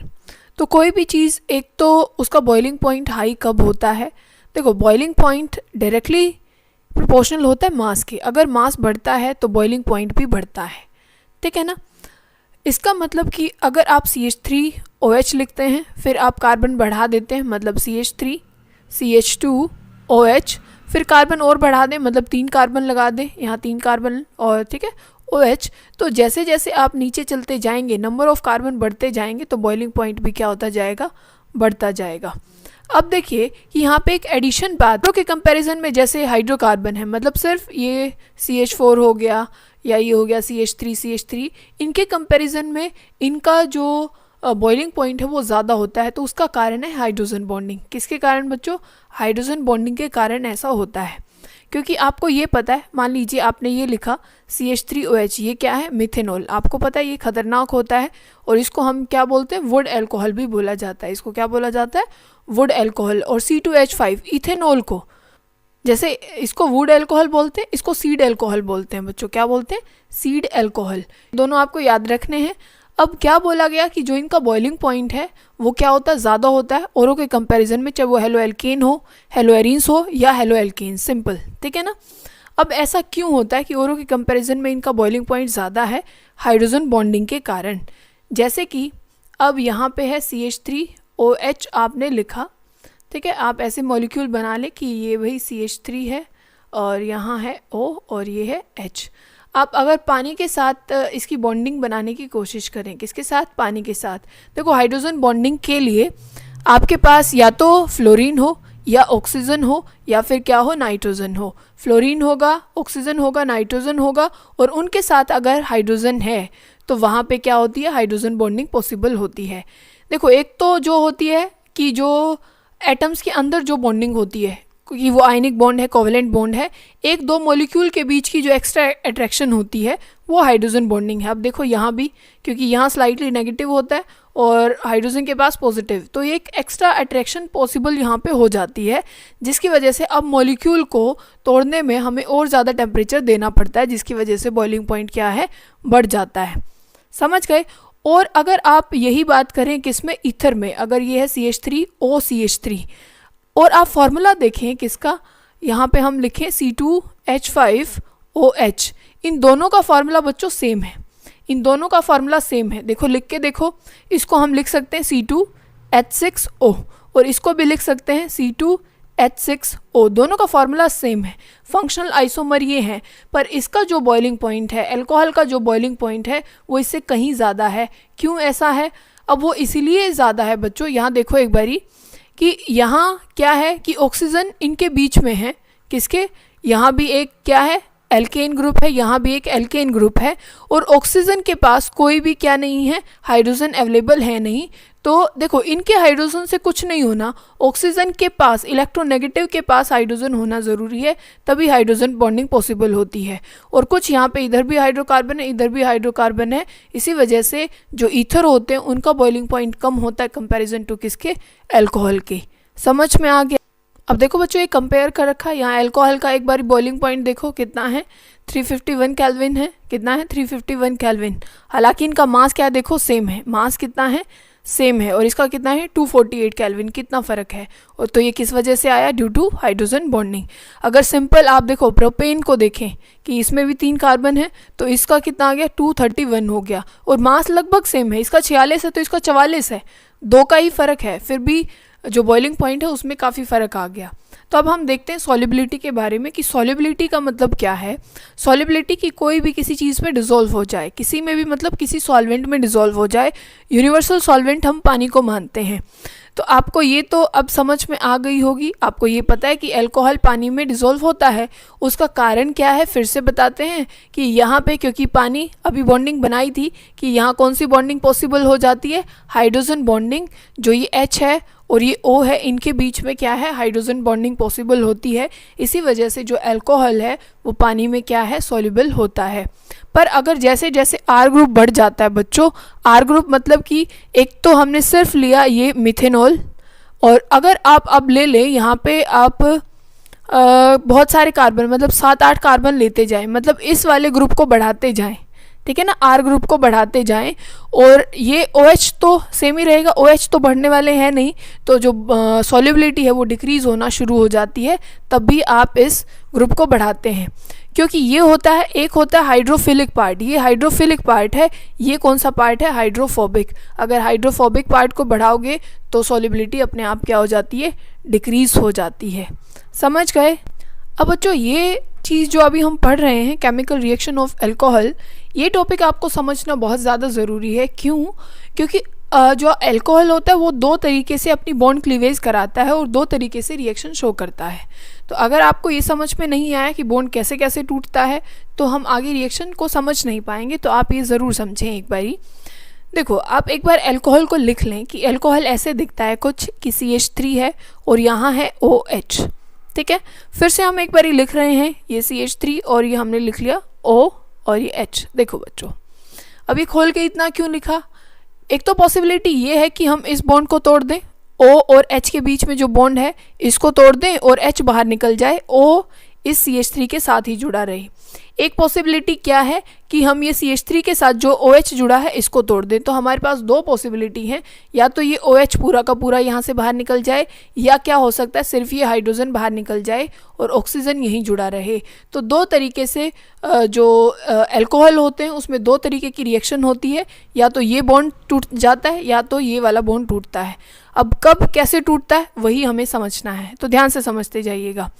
देखो, दो चीज़ें होती हैं अपने पास केमिस्ट्री में, एक तो होता है न्यूक्लियोफाइल और एक होता है इलेक्ट्रोफाइल। न्यूक्लियोफाइल मतलब देखो, याद रखने का तरीका आपके पास है कि ये N है, मतलब नेगेटिवली चार्ज होगा, इसके पास क्या होता है, नेगेटिव चार्ज होता है, समझ गए। और इलेक्ट्रोफाइल क्या होता है, ये होता है पॉजिटिव चार्ज, मतलब इसके पास इलेक्ट्रॉन नहीं है। तो ये तो किसके पास जाएगा, नेगेटिव के पास। और न्यूक्लियोफाइल है क्योंकि इसके पास इलेक्ट्रॉन है, तो ये किसकी तरफ अट्रैक्ट होने वाला है, जिसकी पास क्या है, कोई इलेक्ट्रॉन नहीं होगा, मतलब पॉजिटिव के पास। समझ गए। अब देखिए, अगर आप अल्कोहल को लिख लें एक बारी, किसको लिख लें, अल्कोहल को लिख लें। आपने ये लिख लिया कि भाई यहाँ पे R मतलब कोई भी पार्ट हो सकता है, हम मान रहे हैं कि भाई CH3OH हमने लिया है। CH3 किसको, OH को हम ले, पहले हम रिएक्शन दिखा रहे हैं कि हम जो अल्कोहल है उसको न्यूक्लियोफाइल के जैसे बिहेव करा रहे हैं। कैसे, न्यूक्लियोफाइल के जैसे। अब न्यूक्लियोफाइल बच्चों किस पे अटैक कर सकता है, जो इलेक्ट्रोपॉजिटिव होगी कोई चीज़। मान लो हम यहाँ पे कोई कार्बोकेटाइन बना रहे हैं, हमने ये कुछ ऐसा बना लिया कि यहाँ पे ये एक कार्बोकेटाइन है, इसके ऊपर है पॉजिटिव चार्ज, ठीक है, इस कार्बन पे क्या है, पॉजिटिव चार्ज। अब आपको पता है कि ऑक्सीजन के पास क्या होते हैं, लोन पेयर होते हैं, तो वो क्या करेगा, डोनेट करेगा। तो यहाँ पे जो OH जो ग्रुप है वो एक न्यूक्लियोफाइल के जैसे बिहेव कर रहा है कि वो अपने इलेक्ट्रॉन जो डोनेट कर रहा है किसको, एक पॉजिटिव चार्ज को। अब क्या कंडीशन आ गई, अब वो देखो, अब कुछ ऐसा बन गया है कि ये बन गया CH3 और यहाँ पे ये O है, O ने इलेक्ट्रॉन दिए हैं, डोनेट किए ना उसने, तो जो भी अपने अब दान कर दिए तो इसके ऊपर आ गया कौन सा चार्ज, पॉजिटिव चार्ज। H को हाल फिलहाल यहीं छोड़ दो, अभी जिसने जो डोनेट किए हैं इसको यहीं चिपका दो अब, ठीक है, ये यहाँ पे C लगा दिया, CH3 है ना, ये सारे के सारे ये हमने जोड़ दिए। अब क्या है बच्चों, ऑक्सीजन पे पॉजिटिव चार्ज रह नहीं सकता। अब हमारे पास दो ऑप्शन है, या तो हम किसको भेज दें, इसको भेज दें, या हम इसको निकाल दें, या हम इसको निकाल दें। देखो, ये तो अभी आया तो इसका फ़ायदा क्या है इसको निकालने का, फिर तो हम लाते ही क्यों। फिर बची है हाइड्रोजन की बात और फिर बची है ये CH3 की बात। अब ध्यान रखेंगे, जो जितना अच्छा एसिड होता है, क्या बच्चों, जो जितना अच्छा एसिड होता है वो उतना अच्छा लिविंग ग्रुप होता है। बात समझ में आ रही है, जो जितना अच्छा एसिड होगा वो उतना अच्छा लिविंग ग्रुप होगा। अब एक तो आप निकालें CH3 पॉजिटिव को और एक आप निकालें H पॉजिटिव को। आपको पता है एसिड्स के पास होता ही क्या है, H पॉजिटिव, तो जो H पॉजिटिव है उसको निकाल पाना कंपैरिजन टू CH3 वो ज़्यादा आसान होगा। तो यहाँ से H को निकाल दें, ठीक है, और वो इलेक्ट्रॉन दे के जाएगा किसको, ऑक्सीजन को, क्योंकि उसके ऊपर पॉजिटिव चार्ज है। और H किस फॉर्म में निकल जाएगा, H पॉजिटिव फॉर्म में। तो आपके पास जो रिजल्ट आ जाता है वो कुछ कैसा आ जाता है, अब यहाँ देख लीजिए एक बारी क्या आ गया। यहाँ पे CH3 यूं का यूं है, ऑक्सीजन के पास क्योंकि इलेक्ट्रॉन उसको मिल गए, हाइड्रोजन उसको दे गया वापस से, तो यहाँ ये CH3, ठीक है, और इधर भी CH3 और इधर भी CH3। समझ गए ना। तो ये सारा कंसेप्ट है और ये बन गया, ये कब बना है, तब ऑक्सीजन ने जो OH ग्रुप है वो किसके जैसे बिहेव किया है, एक न्यूक्लियोफाइल के जैसे बिहेव किया है, तब ऐसी रिएक्शन शो करेगा। अगर बच्चों अब हम अल्कोहल को बिहेव कराएं, अल्कोहल को किसके जैसे बिहेव कराएं, अब बिहेव करा देते हैं हम इसको एक इलेक्ट्रोफाइल के जैसे, किसके, एक इलेक्ट्रोफाइल के जैसे। अब वो कैसे होने वाला है, ध्यान से समझना। आपके पास फिर से एक अल्कोहल है, आपने लिया CH3 और ये लिया OH, ठीक है, और यहाँ हम अब डाल देते हैं एसिड को, किसको डाल देते हैं, एसिड को। यहाँ H पॉजिटिव डाला गया। अब देखो, अल्कोहल कब एक इलेक्ट्रोफाइल बन सकता है, तब इससे अच्छा कोई न्यूक्लियोफाइल आ जाए, ऐसा ही हो सकता है ना। मतलब एक डोन है, एक भाई डोन है, तो उससे बड़ा डोन आ गया तो वो अपने आप छोटा डोन बन जाएगा।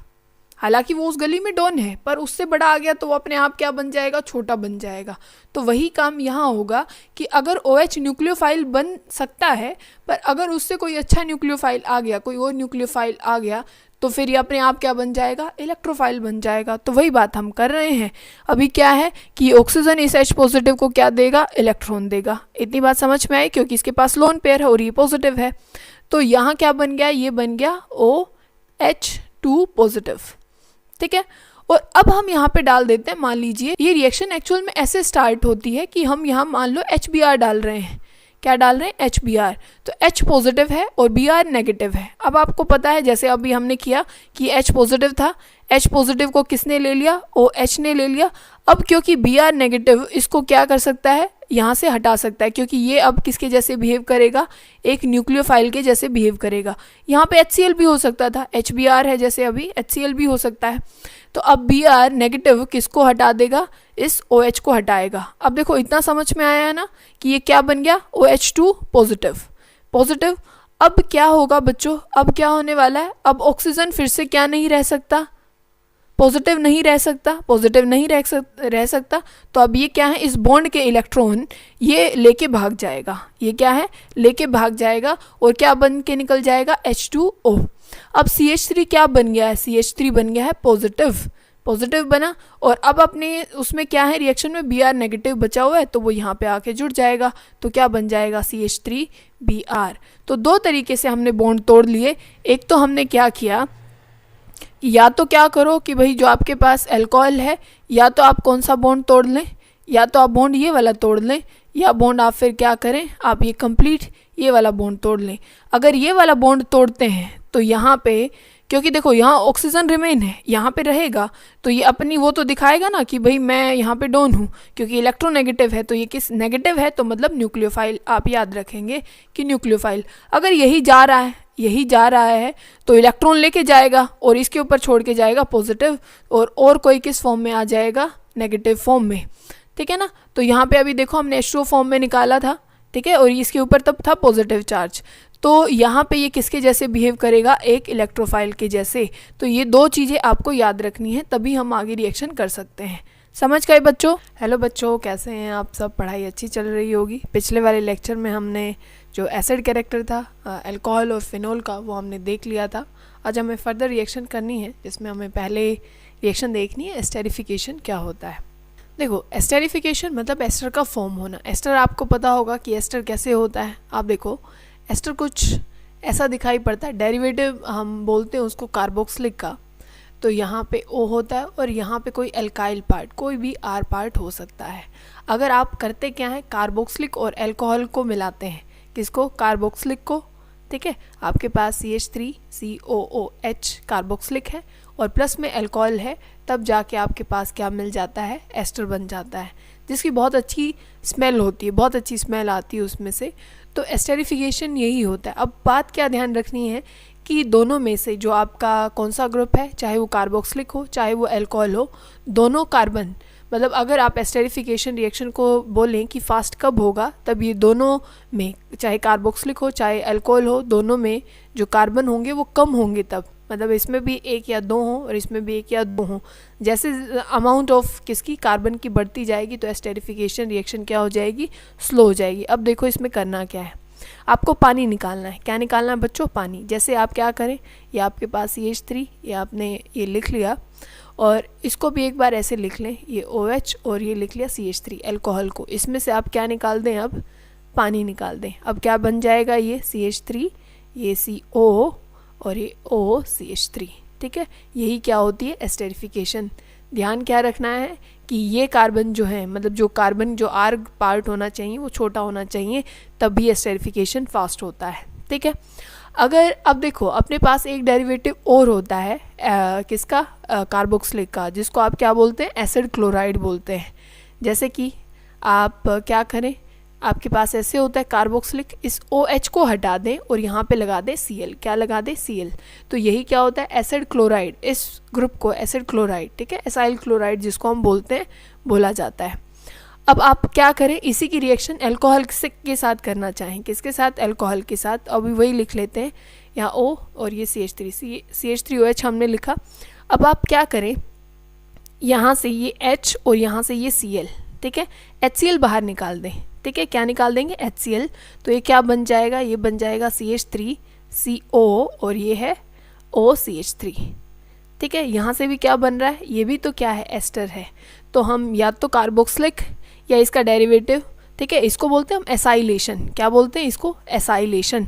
अब देखिए आपके पास ये है, इसको हम सैलिसिलिक एसिड बोलते हैं। क्या बोलते हैं, सैलिसिलिक एसिड। ये ध्यान रखेंगे, यहाँ पे क्या है, ये यहाँ पे कार्बोक्सिलिक है, ठीक है, जिसको हम इसको बोलते हैं बेंजोइक एसिड। इसको क्या बोलते हैं, बेंजोइक एसिड। और यहाँ पे अगर OH लगा दिया जाता है तो इसको बोलते हैं सैलिसिलिक एसिड। क्या बोलते हैं बच्चों, सैलिसिलिक एसिड, सैलिसिलिक एसिड। ठीक है, अगर यहाँ पे कार्बोक्सिलिक की जगह अगर एल्डिहाइड लगा दिया जाता है, अगर कार्बोक्सिलिक की जगह बच्चों यहाँ पे क्या रख दिया जाता है, एल्डिहाइड, मतलब CHO और यहाँ पे हो OH, तो इसको हम क्या बोलते हैं, इसको बोलते हैं सैलिसल्डिहाइड। ये सैलिसिलिक एसिड है तो ये क्या होता है, सैलिसल्डिहाइड। ठीक है, अब इसकी रिएक्शन हम कर रहे हैं किसके साथ, इसकी कर रहे हैं हम एसिटिक एनहाइड्राइड के साथ। अब एनहाइड्राइड देखो क्या हो, देखो एनहाइड्राइड क्या है, और मैंने क्या बोला, एसिटिक एनहाइड्राइड। तो एक बार एसिटिक एसिड बना लो, आपको पता है ये एसिटिक एसिड है, एक एसिटिक एसिड और बना लो। ठीक है, अब होगा क्या, यहाँ से एक बार पानी निकाल दो बच्चों, क्या निकाल दो, पानी का मॉलिक्यूल निकाल दो, H2O हमने बाहर निकाल दिया। अब इनको जोड़ दो, यही क्या होता है, एसिटिक एनहाइड्राइड। तब 2 कार्बोक्सिलिक के पार्ट लीजिए, उसमें से पानी निकाल दीजिए, वही क्या हो जाता है, एसिटिक एनहाइड्राइड। अब इसको कंबाइन करके अगर हमें लिखना हो तो देखो क्या हम इसको ऐसे लिख सकते हैं कि ये CH3 और ये CO और इसका ट्वाइस और ये ऑक्सीजन, यही है, क्योंकि ये देखो ये 2 बार है, तो इसको मैंने 2 बार लिख दिया, और एक ऑक्सीजन था उसको बाहर लिख दिया, तो एसिटिक एनहाइड्राइड। समझ गए। अब देखो इसकी रिएक्शन हमें करनी है इसके साथ। अब देखो बच्चों इसकी रिएक्शन हमें करनी है इसके साथ। अब होना क्या है वो देखो, आपको ये तो पता है कि एक तो क्या है जो यहाँ से है, ये जो OH है, और यहाँ पे ये जो ये वाला जो पार्ट रहेगा, ठीक है, ये वाला पूरा का पूरा पार्ट, और यहाँ से ये OH, ये यहाँ से क्या है, बाहर निकल जाता है और क्या बन जाता है, कार्बोक्सिलिक। ठीक है, कैसे, ये CH3, ये CO और ये OH लग जाता है यहाँ पे, और ये जो पार्ट बच गया, ये वाला जो पार्ट बच गया वो यहाँ पे आके अटैच हो जाएगा। मतलब क्या बन जाएगा, ये बन जाएगा आपके पास ये कार्बोक्सिलिक ऊपर है, और ये सिर्फ क्या बच गया, ये COCH3। समझ गए, इसको बोलते हैं हम एस्प्रीन। ठीक, अब देखो बच्चों पहले हमने किया था हाइड्रेशन।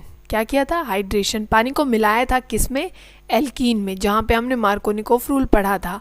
आज हम पढ़ रहे हैं डिहाइड्रेशन। क्या पढ़ रहे हैं, डिहाइड्रेशन। पानी को अब की बार निकालना है, किस में से निकालेंगे, अल्कोहल में से निकालेंगे। तो ध्यान से समझना है इस बात को। आपके पास है ये CH3 और ये है CH2 और यहाँ पे है OH। ठीक है, ये आप रिएक्शन कर रहे हैं, आप हीट कर रहे हैं एसिड की प्रेजेंस में। यहाँ पे एसिड है, मतलब एसिड H पॉजिटिव देता है, तो यहाँ पे लिख लीजिए। अब ये H पॉजिटिव है, पहले अल्कोहल की प्रोटोनेशन होती है, क्योंकि H पॉजिटिव को क्या बोला जाता है, प्रोटोन बोला जाता है। तो अब यहाँ लोन पेयर होते हैं बच्चों, तो ये इसको डोनेट करता है। ठीक है, कर दिया इसने। तो अब ये क्या बन गया, CH3 CH2 OH2 और यहाँ आ गया पॉजिटिव। अब देखो ऑक्सीजन कभी पॉजिटिव रह नहीं सकता, नहीं रह सकता, तो ये जो कार्बन है और ऑक्सीजन के साथ ये बॉन्ड टूट जाएगा, ये इसको इलेक्ट्रॉन दे देगा। कार्बन ने अब इलेक्ट्रॉन दिए तो कार्बन के ऊपर कौन सा चार्ज आ गया बच्चों, कार्बन पे आ गया पॉजिटिव चार्ज, कार्बन पे आ गया पॉजिटिव चार्ज। ठीक है, अब हमारे पास कंडीशन क्या बची है, अब हमारे पास है क्या कि ये यहाँ पे लिख लीजिए एक ये हाइड्रोजन। ठीक है, और तो कोई है नहीं जो कार्बन को इलेक्ट्रॉन दे सके। ठीक है, अब हम कार्बन अब क्या करेगा बच्चों, अब कार्बन क्या कर सकता है कि आगे पीछे ये हाइड्रोजन देखता है, भाई तू दे के जा इलेक्ट्रॉन, हमारे ऊपर पॉजिटिव है तो आप इलेक्ट्रॉन दे के जाएं। तो एक बॉन्ड में बच्चों 2 इलेक्ट्रॉन होते हैं, तो ये जो दोनों के दोनों इलेक्ट्रॉन हैं वो यहाँ पे बीच में रख दिए जाते हैं। ठीक है, यहाँ पे बीच में रख दिए जाते हैं। अब ये क्या है, ये बाहर चला जाता है किस फॉर्म में, H पॉजिटिव फॉर्म में, क्योंकि देखो स्टार्टिंग में H पॉजिटिव ही रिएक्ट किया था और लास्ट में H पॉजिटिव ही बाहर निकल जाता है। तो अब बन क्या जाता है, ये CH2 और यहाँ आ जाता है सिंगल बॉन्ड तो था ही, 2 इलेक्ट्रॉन और रख दिए, 2 इलेक्ट्रॉन से एक बॉन्ड बनता है, तो एक बॉन्ड और बन गया और ये बन गया CH2, क्योंकि पॉजिटिव चार्ज खत्म हो गया, उसको इलेक्ट्रॉन मिल चुका है। ठीक है, तो यही क्या है, डिहाइड्रेशन ऑफ अल्कोहल, और यहाँ पे क्या बन जाता है बच्चों, एल्कीन। तो अब बच्चों आपको ध्यान रखना है, आपके पास ये क्या है, प्राइमरी अल्कोहल है, ये सेकेंडरी अल्कोहल है, और ये जो नीचे ये 3 डिग्री अल्कोहल है। अब हमें ये देखना है कि सबसे अच्छी डिहाइड्रेशन, सबसे जल्दी जो फास्ट है डिहाइड्रेशन कौन करने वाला है। फर्स्ट डिग्री का, सेकेंड डिग्री का या थर्ड डिग्री का। अब देखो बच्चों, जैसे ही यहाँ पे मतलब ये हम किसकी प्रेजेंस में करते हैं, एसिड की प्रेजेंस में करते हैं सारी की सारी रिएक्शन, और पहला अटैक क्या करता है, ये ऑक्सीजन इसको देता है और यहाँ पे आ जाता है, ये H2O पॉजिटिव बन जाता है और ये यहाँ से बाहर निकलता है, यहाँ पे आ जाता है पॉजिटिव। तो इस सब में एक बार ये काम कर लें, ये बाहर निकाल दें और यहाँ पे रख लें पॉजिटिव। अब आपको देखना क्या है, अब आपको ये चेक करना है कि पॉजिटिव चार्ज किस में स्टेबल है। पॉजिटिव चार्ज यहाँ से तब OH निकल जाता है, यहाँ स्टेबल है क्योंकि ये पॉजिटिव चार्ज यहाँ पे आया, इसमें यहाँ पे आया। तो पॉजिटिव का मतलब क्या होता है बच्चों कि उसके पास इलेक्ट्रॉन नहीं बचे हैं, और नहीं बचे हैं तो उसको अब क्या है कि कोई इलेक्ट्रॉन दान कर देगा तो उसके लिए अच्छी बात होगी, क्योंकि उसके पास इलेक्ट्रॉन है नहीं, कोई दे जाएगा तो उसके लिए बहुत भला होगा। अब क्या है कि जो CH3 ग्रुप होता है, CH3 ग्रुप होता है वो क्या होता है, डोनर होता है, किसका, इलेक्ट्रॉन डोनेट करता है वो। तो इसका जो पॉजिटिव होगा वो क्या हो जाएगा, स्लाइटली कम होना स्टार्ट हो जाएगा, क्योंकि इसको यहाँ से भी मिल रहा है इलेक्ट्रॉन, यहाँ से भी, क्योंकि यहाँ कितने CH3 जुड़े हैं, 3 CH3 जुड़े हैं, तो इसको एक कार्बन पे जो पॉजिटिव है इसको 3 मिलके इलेक्ट्रॉन दे रहे हैं, तो इसका पॉजिटिव चार्ज तो बहुत कम होना स्टार्ट हो जाएगा। मतलब ये कार्बोकेटाइन बहुत ज़्यादा स्टेबल है, क्योंकि इसके पास इलेक्ट्रॉन थे नहीं, इसको 3 CH3 डोनेट कर रहे हैं, तो ये ज़्यादा स्टेबल होगा। यहाँ पे देखो, यहाँ 2 कर रहे हैं और यहाँ पे सिर्फ क्या कर रहा है, एक CH3 डोनेट कर रहा है। तो हमें ये तो पता लग गया ये सबसे ज़्यादा स्टेबल है। तो डिहाइड्रेशन अगर होती है तो 3 डिग्री में सबसे फास्ट होती है, फिर 2 डिग्री में और फिर किस में, 1 डिग्री में। तो अगर आप डिहाइड्रेशन करने चलेंगे तो 3 डिग्री में आपको ज़्यादा टेम्परेचर नहीं देना पड़ता, ठीक है। पर अगर आप 1 डिग्री में करते हैं तो आपको ज़्यादा टेम्परेचर देना पड़ेगा, मतलब आपको थोड़ा सा बाहर से टेम्परेचर के बेसिस पे वो रिएक्शन करनी पड़ेगी, खुद से नहीं होगी, क्योंकि जो वहाँ पे कार्बोकेटाइन बन रहा है वो ज़्यादा स्टेबल नहीं है। पर 3 डिग्री में ज़्यादा टेम्परेचर नहीं देना पड़ेगा, क्यों, क्योंकि यहाँ पे जो कार्बोकेटाइन बनता है वो कैसा बनता है, स्टेबल। अब बच्चों हम करते हैं ऑक्सीडेशन, किसकी, अल्कोहल की ऑक्सीडेशन करते हैं। ऑक्सीडेशन से क्या करना है हमें, जैसे कि आपके पास ये है CH3OH है, तो आप इसकी ऑक्सीडेशन करके और बना क्या सकते हैं। देखो, अल्कोहल के बाद कोई चीज़ बन सकती है तो वो बन सकता है एल्डिहाइड, और इससे भी आगे क्या हो सकता है, कार्बोक्सिलिक, ठीक है। सबसे कम क्या है भाई, वो वहाँ पे एक ऑक्सीजन है, इसका मतलब वो क्या है, अल्कोहल रहेगा। उससे ज़्यादा ऑक्सीडेशन आप कर दें तो वहाँ पे डबल बॉन्ड O क्रिएट हो जाते हैं, जिसको एल्डिहाइड, और भी करते हैं तो 2 ऑक्सीजन आ जाते हैं, जिसको हम कार्बोक्सिलिक बोलते हैं। और उससे ज़्यादा करने की कोशिश करते हैं, बहुत ज़्यादा ऑक्सीडेशन, तो वो CO2 बन के निकल जाता है। समझ गए ना। अब देखो, आपके पास 1 डिग्री अल्कोहल है, आपके पास क्या है, 1 डिग्री अल्कोहल है, और आप कौन कौन से ऑक्सीडाइजिंग एजेंट को जानते हैं। जैसे आपने सुना होगा कि MnO4 सुना होगा, आपने K2Cr2O7 सुना होगा, K2Cr2O7, एक आप सुनेंगे PCC और एक है PDC, ठीक है। ये क्या होता है, पिरिडीनियम क्लोरोक्रोमेट, और ये क्या है, पिरिडीनियम डाइक्लोरोक्रोमेट, ठीक है। देखो, ये क्रोमेट ही होता है ना, K2Cr2O7 ये क्रोमेट है, जैसे कि आपके पास है CrO3, ठीक है ना। अब इसी को क्या है, इसमें क्लोरीन डाल दिया जाता है। पिरिडीन क्या होता है आपके पास, ये होता है पिरिडीन, ठीक है, ये है आपके पास पिरिडीन होता है। इसी में किसका सॉल्यूशन, HCl का सॉल्यूशन और क्रोमेट का सॉल्यूशन, यही इन तीनों का सॉल्यूशन ही क्या बोला जाता है, PCC। समझ गए। ये भी क्या होता है, एक ऑक्सीडाइजिंग एजेंट होता है। जैसे कि अब क्या है, अल्कोहल था, आपने उसका ऑक्सीडेशन किया, एल्डिहाइड बन गया। अगर इससे भी ज़्यादा कर रहे हैं तो क्या बन जाता है, कार्बोक्सिलिक बन जाता है। समझ गए। अब देखो जहाँ ये आपको जहाँ भी मिल जाए, एक तो CrO3 मिल जाए, KMnO4 मिल जाए, PCC लिखा हुआ मिल जाए, PDC लिखा हुआ मिल जाए, मतलब ये क्या करने आए हैं, ऑक्सीडेशन कर। अब जैसे ये देखो बच्चों, यहाँ पे क्या है, ये RCH2 मतलब अल्कोहल है अपने पास, CrO3 डाला हुआ है, तो ये ऑक्सीडेशन इसकी हुई और ये क्या बन गया, एल्डिहाइड बन गया। अब इसमें क्या डाला हुआ, ये भी अल्कोहल है। डबल बॉन्ड को PCC कुछ नहीं कहता, डबल बॉन्ड को जैसे KMnO4 है, KMnO4 डबल बॉन्ड को भी ब्रेक डाउन कर देता है और उसकी भी ऑक्सीडेशन कर देता है, पर जो PCC है वो डबल बॉन्ड को कुछ नहीं कहता, जैसा डबल बॉन्ड था वैसा ही रहेगा, सिर्फ इस वाले कार्बन की ऑक्सीडेशन कर देता है और किस में कन्वर्ट हो जाता है, एल्डिहाइड में कन्वर्ट हो जाता है।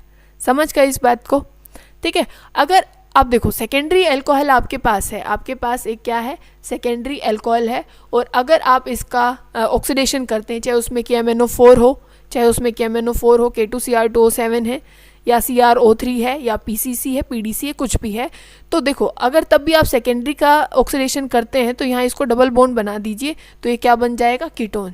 तो अगर प्राइमरी का करते हैं तो एल्डिहाइड बन जाएगा, सेकेंडरी का करते हैं तो क्या बन जाएगा, कीटोन बन जाता है। समझ गए, ये भी आपको ध्यान रखना है। अब सबसे ज़्यादा बच्चों ये 3 रिएक्शन बहुत ज़्यादा इंपॉर्टेंट हैं जो कि पूछी जाती हैं, ठीक है, ये बहुत ज़्यादा इंपॉर्टेंट है। कैसे इंपॉर्टेंट है कि तब आप एक तो प्राइमरी अल्कोहल लें, एक आप सेकेंडरी अल्कोहल लें और एक 3 डिग्री अल्कोहल लें। अगर आप प्राइमरी का ऑक्सीडेशन करते हैं, किसकी प्रेजेंस में, ध्यान रखें कॉपर ट्यूब है, क्या है, कॉपर एक ट्यूब है, कॉपर ट्यूब को हीट किया जा रहा है और उसमें अल्कोहल डाला गया है, कॉपर ट्यूब उसमें अल्कोहल को डाला गया है और वहाँ से हीट किया जा रहा है, तो यहाँ पे एल्डिहाइड बन जाता है। क्या बन जाता है, प्राइमरी डिग्री का अल्कोहल है तो वो क्या बन जाता है, जैसे ये है कि भाई ये RCH2OH है, ठीक है, तो ये क्या बन जाता है, एल्डिहाइड बन जाता है। एल्डिहाइड कैसे बन जाएगा, ArCHO यहाँ पे लिख लीजिए, ठीक है। कॉपर और हाई टेम्परेचर होना चाहिए, जैसे इन्होंने लिखा है 573, ठीक है, इतना अबाउट बहुत ज़्यादा टेम्परेचर लिया जाए।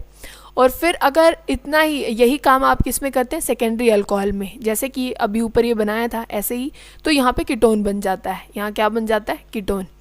पर यही आप किसके साथ करें, 3 डिग्री अल्कोहल के साथ करते हैं। ये सेम कंडीशन कि कॉपर है और आप उसमें टेम्परेचर हाई टेम्परेचर दे रहे हैं, तो यहाँ पे ऑक्सीडेशन ना होके यहाँ से पानी निकल जाता है, और ये क्या निकल जाता है बच्चों, पानी। जैसे यहाँ पे क्या होता है, हमने देखा पॉजिटिव आता है, जो 3 डिग्री कार्बोकेटाइन बनता है, H2O पॉजिटिव, ये OH है, जैसे ही बच्चों यहाँ पे क्या है, ये CH3। जैसे ही यहाँ पे क्या होता है, H पॉजिटिव आता है, H पॉजिटिव, जैसे ही बच्चों यहाँ पे क्या है, H पॉजिटिव आता है, तो यहाँ पे क्या बन जाएगा, क्योंकि जैसे ये यहाँ पे आएगा तो ये बन जाएगा H2 और यहाँ आ जाएगा पॉजिटिव, ठीक है। ऑक्सीजन पे पॉजिटिव रह नहीं सकता, ये इसको डोनेट करा दो, कार्बन पे आ जाएगा पॉजिटिव। तो 3 डिग्री कार्बोकेटाइन बहुत ज़्यादा स्टेबल होता है, इसी वजह से यहाँ पे ऑक्सीडेशन ना हो करके यहीं से एक H बाहर निकल जाता है और यहाँ पे क्या बन जाती है, एल्कीन बन जाती है। तो ये आपको ध्यान रखना है, 3 डिग्री का तब ऑक्सीडेशन आप कर रहे हैं कॉपर और हाई टेम्परेचर पे, तो वो एल्कीन बनाता है, ऑक्सीडेशन नहीं करता है, ठीक है। तो आज हमें जो रिएक्शन बची हुई है फिनोल्स की वो हमें करनी है। तो इलेक्ट्रोफिलिक रिएक्शन और 1-2 नेमिंग रिएक्शन है जो बची हुई है वो अभी हम करते हैं, ठीक है। शुरू करें, चलिए। तो हमें करनी है बच्चों इलेक्ट्रोफिलिक एरोमेटिक सब्स्टिट्यूशन, ठीक है। रिएक्शन जो फिनोल्स की हैं, इलेक्ट्रोफाइल होते क्या हैं, जिस पे पॉजिटिव चार्ज होता है, जिन पे क्या होता है, पॉजिटिव चार्ज होता है।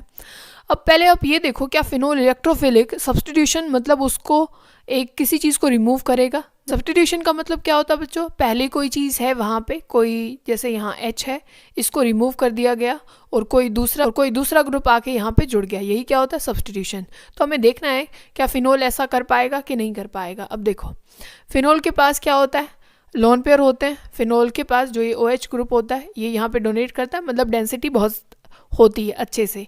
तो ये इलेक्ट्रोफाइल कौन होता है, जिसके पास इलेक्ट्रॉन नहीं होते हैं, मतलब इसके पास भरपूर इलेक्ट्रॉन है, क्योंकि यहाँ डबल बॉन्ड है बेंजीन पे और एक खुद ये यहाँ पे लोन पे डोनेट कर रहा है, तो यहाँ पे इलेक्ट्रॉन डेंसिटी है, मतलब कि ये रास्ता साफ है किसके लिए, इलेक्ट्रोफाइल के लिए, इलेक्ट्रोफाइल आ सकता है। समझ गए बच्चों। तो पहले हम करते हैं नाइट्रेशन। क्या करते हैं, नाइट्रेशन करते हैं। नाइट्रेशन के लिए फिनोल में तो अगर हमें नाइट्रेशन करनी है तो हम क्या डाल देते हैं, HNO3 डाल देते हैं, नाइट्रिक एसिड जिसको बोला जाता है, ठीक है। तो वहाँ से क्या रिलीज़ होता है, NO2 पॉजिटिव, ठीक है।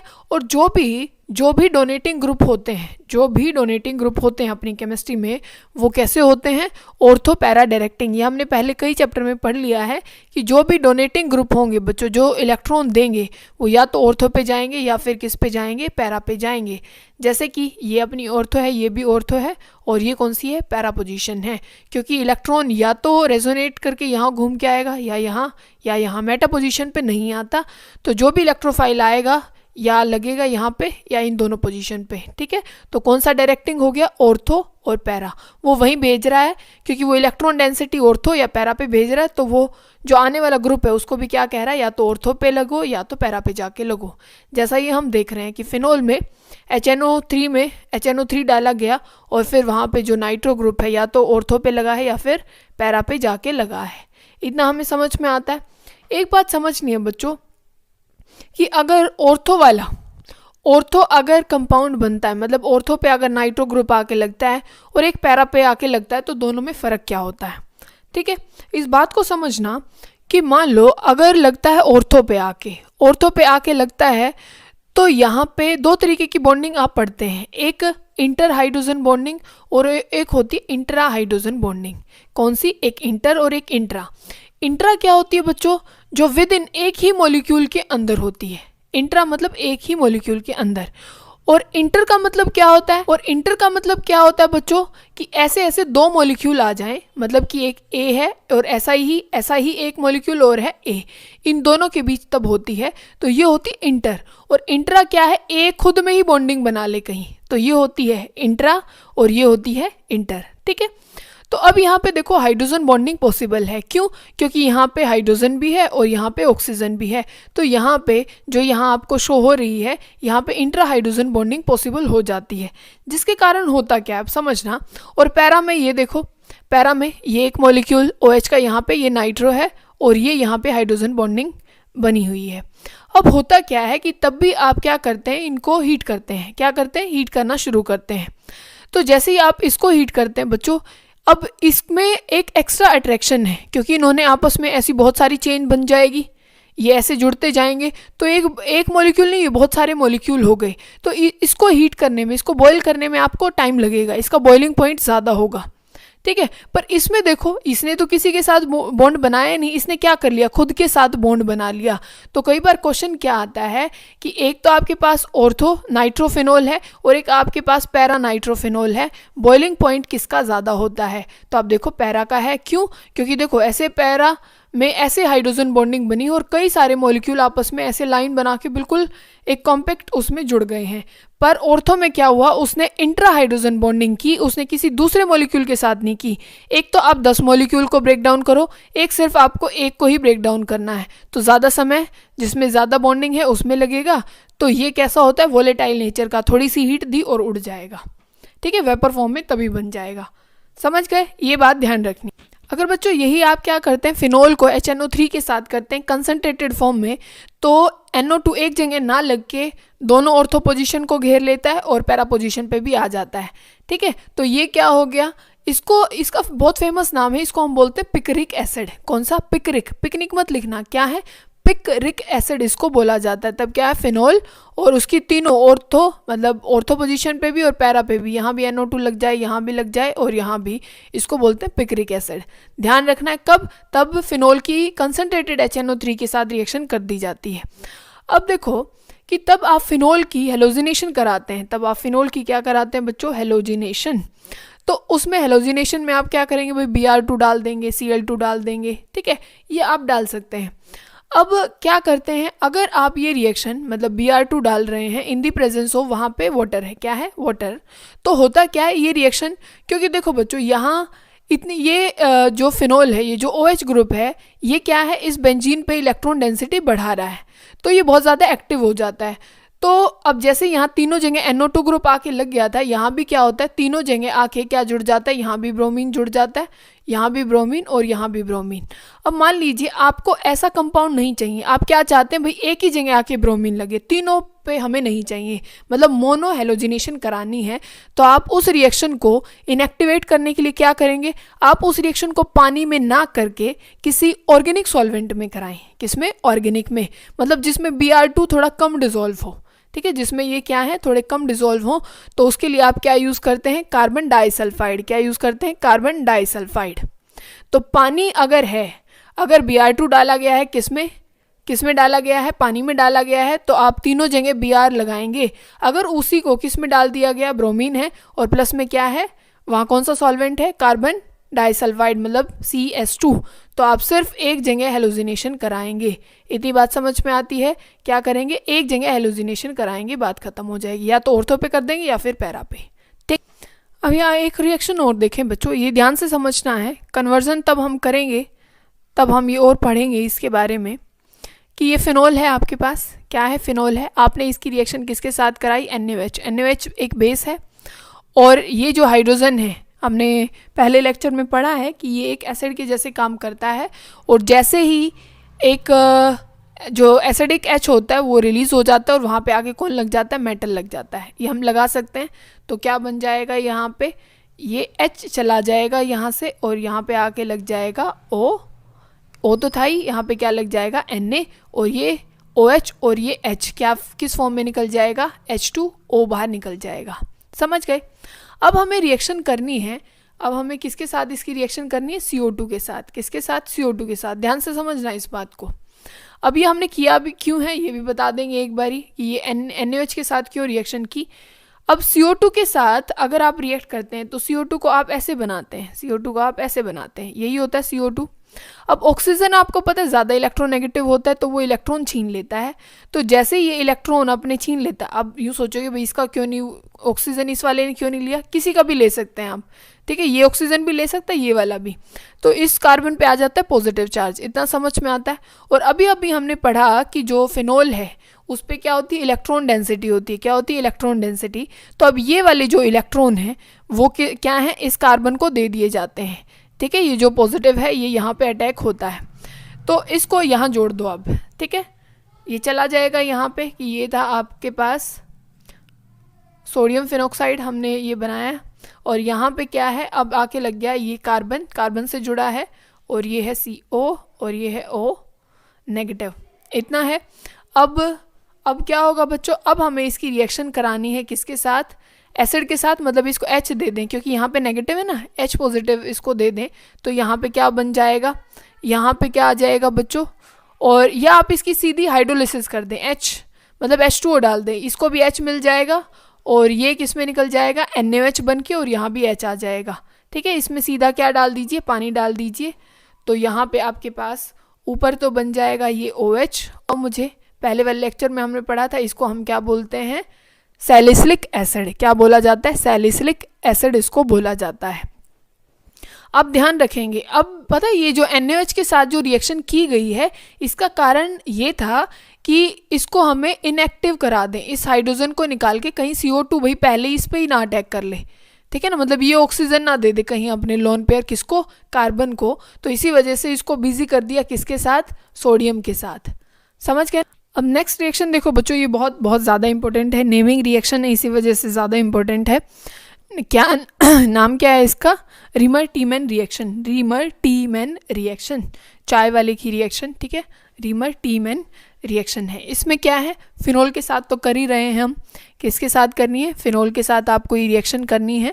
और फिनोल के साथ अब हमने क्या लिया है, अब की बार हमने लिया है क्लोरोफॉर्म। किसको ले लिया है, क्लोरोफॉर्म को लिया है। क्लोरोफॉर्म को कैसे लिखते हैं बताओ मुझे, उसको लिखते हैं CHCl3। क्या लिखते हैं, CHCl3 लिखते हैं, और किसकी प्रेजेंस में, NaOH की प्रेजेंस में, ठीक है, क्योंकि इसको H को हटाना है और यहाँ इसको रोकना है, ठीक है, क्योंकि ये बन जाएगा फिर क्या बन जाएगा, ONa बन जाएगा। क्या बन जाएगा, ONa यहाँ पे बन जाएगा।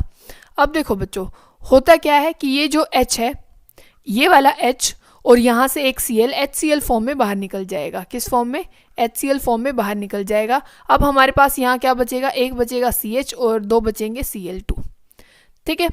अब होता क्या है यहाँ पे, यहाँ बनती है वैसे तो कार्बीन। क्या बनती है, कार्बीन की कार्बीन होती है बच्चों। तब देखो, तब सिर्फ एक इलेक्ट्रॉन होता है किसी चीज़ पे, वो होता है रेडिकल। तब दो इलेक्ट्रॉन होते हैं तो उसको बोलते हैं हम कार्बीन। क्या बोलते हैं, कार्बन पे तब ऐसे दो इलेक्ट्रॉन होते हैं तो उसको क्या बोला जाता है, कार्बीन। तो यहाँ पे बनती है कार्बीन, ठीक है। आपको इतना याद रखना है, बस इतना ही याद रखना है। और इसका अटैक होता है फिर कहाँ पे, मतलब ये यहाँ पे आके अटैक करता है, इनकी अट्रैक्शन होती है यहाँ पे, क्योंकि ये एक डेफिशिएंट स्पीशीज़ होती है। क्या होती है बच्चों, डेफिशिएंट स्पीशीज़ होती है, इसी वजह से इसका अटैक यहाँ पे होता है अपने बॉन्ड पूरे कराने के लिए। अब होगा क्या कि ये ऐसे ही रहेगा और ये यहाँ पे आके जुड़ जाएगा CHCl2। अब हम किसके साथ करा दें, इसकी NaOH के साथ, किसकी, NaOH के साथ ये रिएक्शन हम करा देते हैं। अब क्या होने वाला है, ध्यान से समझ। आप क्या करेंगे, हम जो ये Cl हैं, दो Cl, यहाँ पे आप दो ले सकते हैं NaOH को, और यहाँ निकाल दीजिए NaCl, दो NaCl बाहर निकाल दीजिए, ठीक है, क्योंकि एक Na एक Cl के साथ करेगा, दो निकाल देंगे हम। और यहाँ पे ये आके लग जाएगा कौन, OH। यहाँ Cl2 हटा के क्या लगा देंगे, OH लगा देंगे। इतना समझ में आता है। और कितने लगाए हैं हमने, दो लगाए हैं। बात इतनी समझ में आई। अब देखो ये हुआ क्या, अब ध्यान से समझना, सिर्फ ये OH वाली कंडीशन बता रहे हैं, ऊपर तो सेम रहेगा, ऊपर कुछ नहीं बदला। और यहाँ पे क्या आ गया, ये Na है, और यहाँ पे क्या है बच्चों, ये एक था CH। और एक ही कार्बन पे दो OH स्टेबल नहीं होते बच्चों, क्या है, दो OH स्टेबल नहीं होते, तो क्या निकाल दो, ये पानी निकाल दो यहाँ से, ठीक है। अब यहाँ पे पता है क्या बचता है, अब इसके कर दो हाइड्रोलिसिस, मतलब पानी डाल दो या कोई एसिड डाल दो, समझ में आती है इतनी बात? तो क्योंकि हमें इस Na को भगाना था और यहाँ पे क्या लाना था, एक H लाना था वापस से फिनॉल, और यहाँ पे क्या बन जाएगा अब देखो यहाँ बचा क्या है, एक तो CH बचा और ये ऑक्सीजन। ऑक्सीजन एक बॉन्ड नहीं 2 बॉन्ड बनाता है, तो जैसे ये जाता है तो यहाँ जो ऑक्सीजन है जो नेगेटिव फॉर्म में होता है वो अपने इलेक्ट्रॉन यहाँ डोनेट कर देता है और ये डबल बॉन्ड एल्डिहाइड बन जाता है। समझ गए? तो ये क्या बन गया, आप देखो ये बन जाता है यहाँ पे OH, क्या बन गया, ये OH आया और यहाँ आ गया CHO। इसका नाम बताओ, सैलिसल्डिहाइड। क्या नाम है इसका? सैलिसल्डिहाइड। अब ये कौन सी रिएक्शन है? Reamer टीमन reaction. अब इसी में पता क्या किया जाता है, रिएक्शन बिल्कुल सेम, पर CHCl3 मतलब क्लोरोफॉर्म की जगह पे CCl4 रख दें तो यहाँ पे ये वाला कंपाउंड बन जाता है। ये ध्यान रखना, अगर इसकी जगह पे अगर क्लोरोफॉर्म की जगह पे CCl4 रख दें तो सैलिसल्डिहाइड की जगह पे सैलिसिलिक एसिड बनता है। ये डिफरेंस याद रखना है। अब ये रिएक्शन और देखिए बच्चों, तब भी हम फिनोल की रिएक्शन किसके साथ करते हैं? जिंक के साथ करते हैं, तो इसको जिंक डस्ट बोला जाता है। जिंक डस्ट के साथ करते हैं तो हमारे पास सिर्फ क्या बच जाता है, बेंजीन बच जाता है, ठीक है, और जिंक ऑक्साइड की फॉर्म में निकल जाता है। तब भी फिनोल की रिएक्शन जिंक ऑक्साइड के साथ की जाती है, रिडक्शन हो जाता है और सिर्फ क्या बन जाता है, यहाँ पे बेंजीन बन जाता है। ध्यान रखना है। अब क्या है, तब फिनोल की क्या की जाती है, ऑक्सीडेशन की जाती है Na2Cr2O7 से। क्या है, आपने सुना K2Cr2O7, K2Cr2O7। अब की बार सिर्फ क्या है, ये पोटेशियम हटा के सोडियम लगाया गया है, Na2Cr2O7, ठीक है, कोई नई बात नहीं है। तो ये भी ऑक्सीडाइजिंग एजेंट है, ये भी ऑक्सीडाइजिंग एजेंट है। तो जैसे ही आप फिनोल का ऑक्सीडेशन करते हैं तो यहाँ पे बेंजोक्विनोन बन जाता है। क्या, ऊपर भी ऑक्सीजन, ये भी ऑक्सीजन और ये भी ऑक्सीजन और यहाँ डबल बॉन्ड और यहाँ डबल बॉन्ड। ये रिएक्शन और ये रिएक्शन आपको अच्छे से ध्यान रखनी है। और एक इंटर और इंट्रा वाला जो कंसेप्ट बता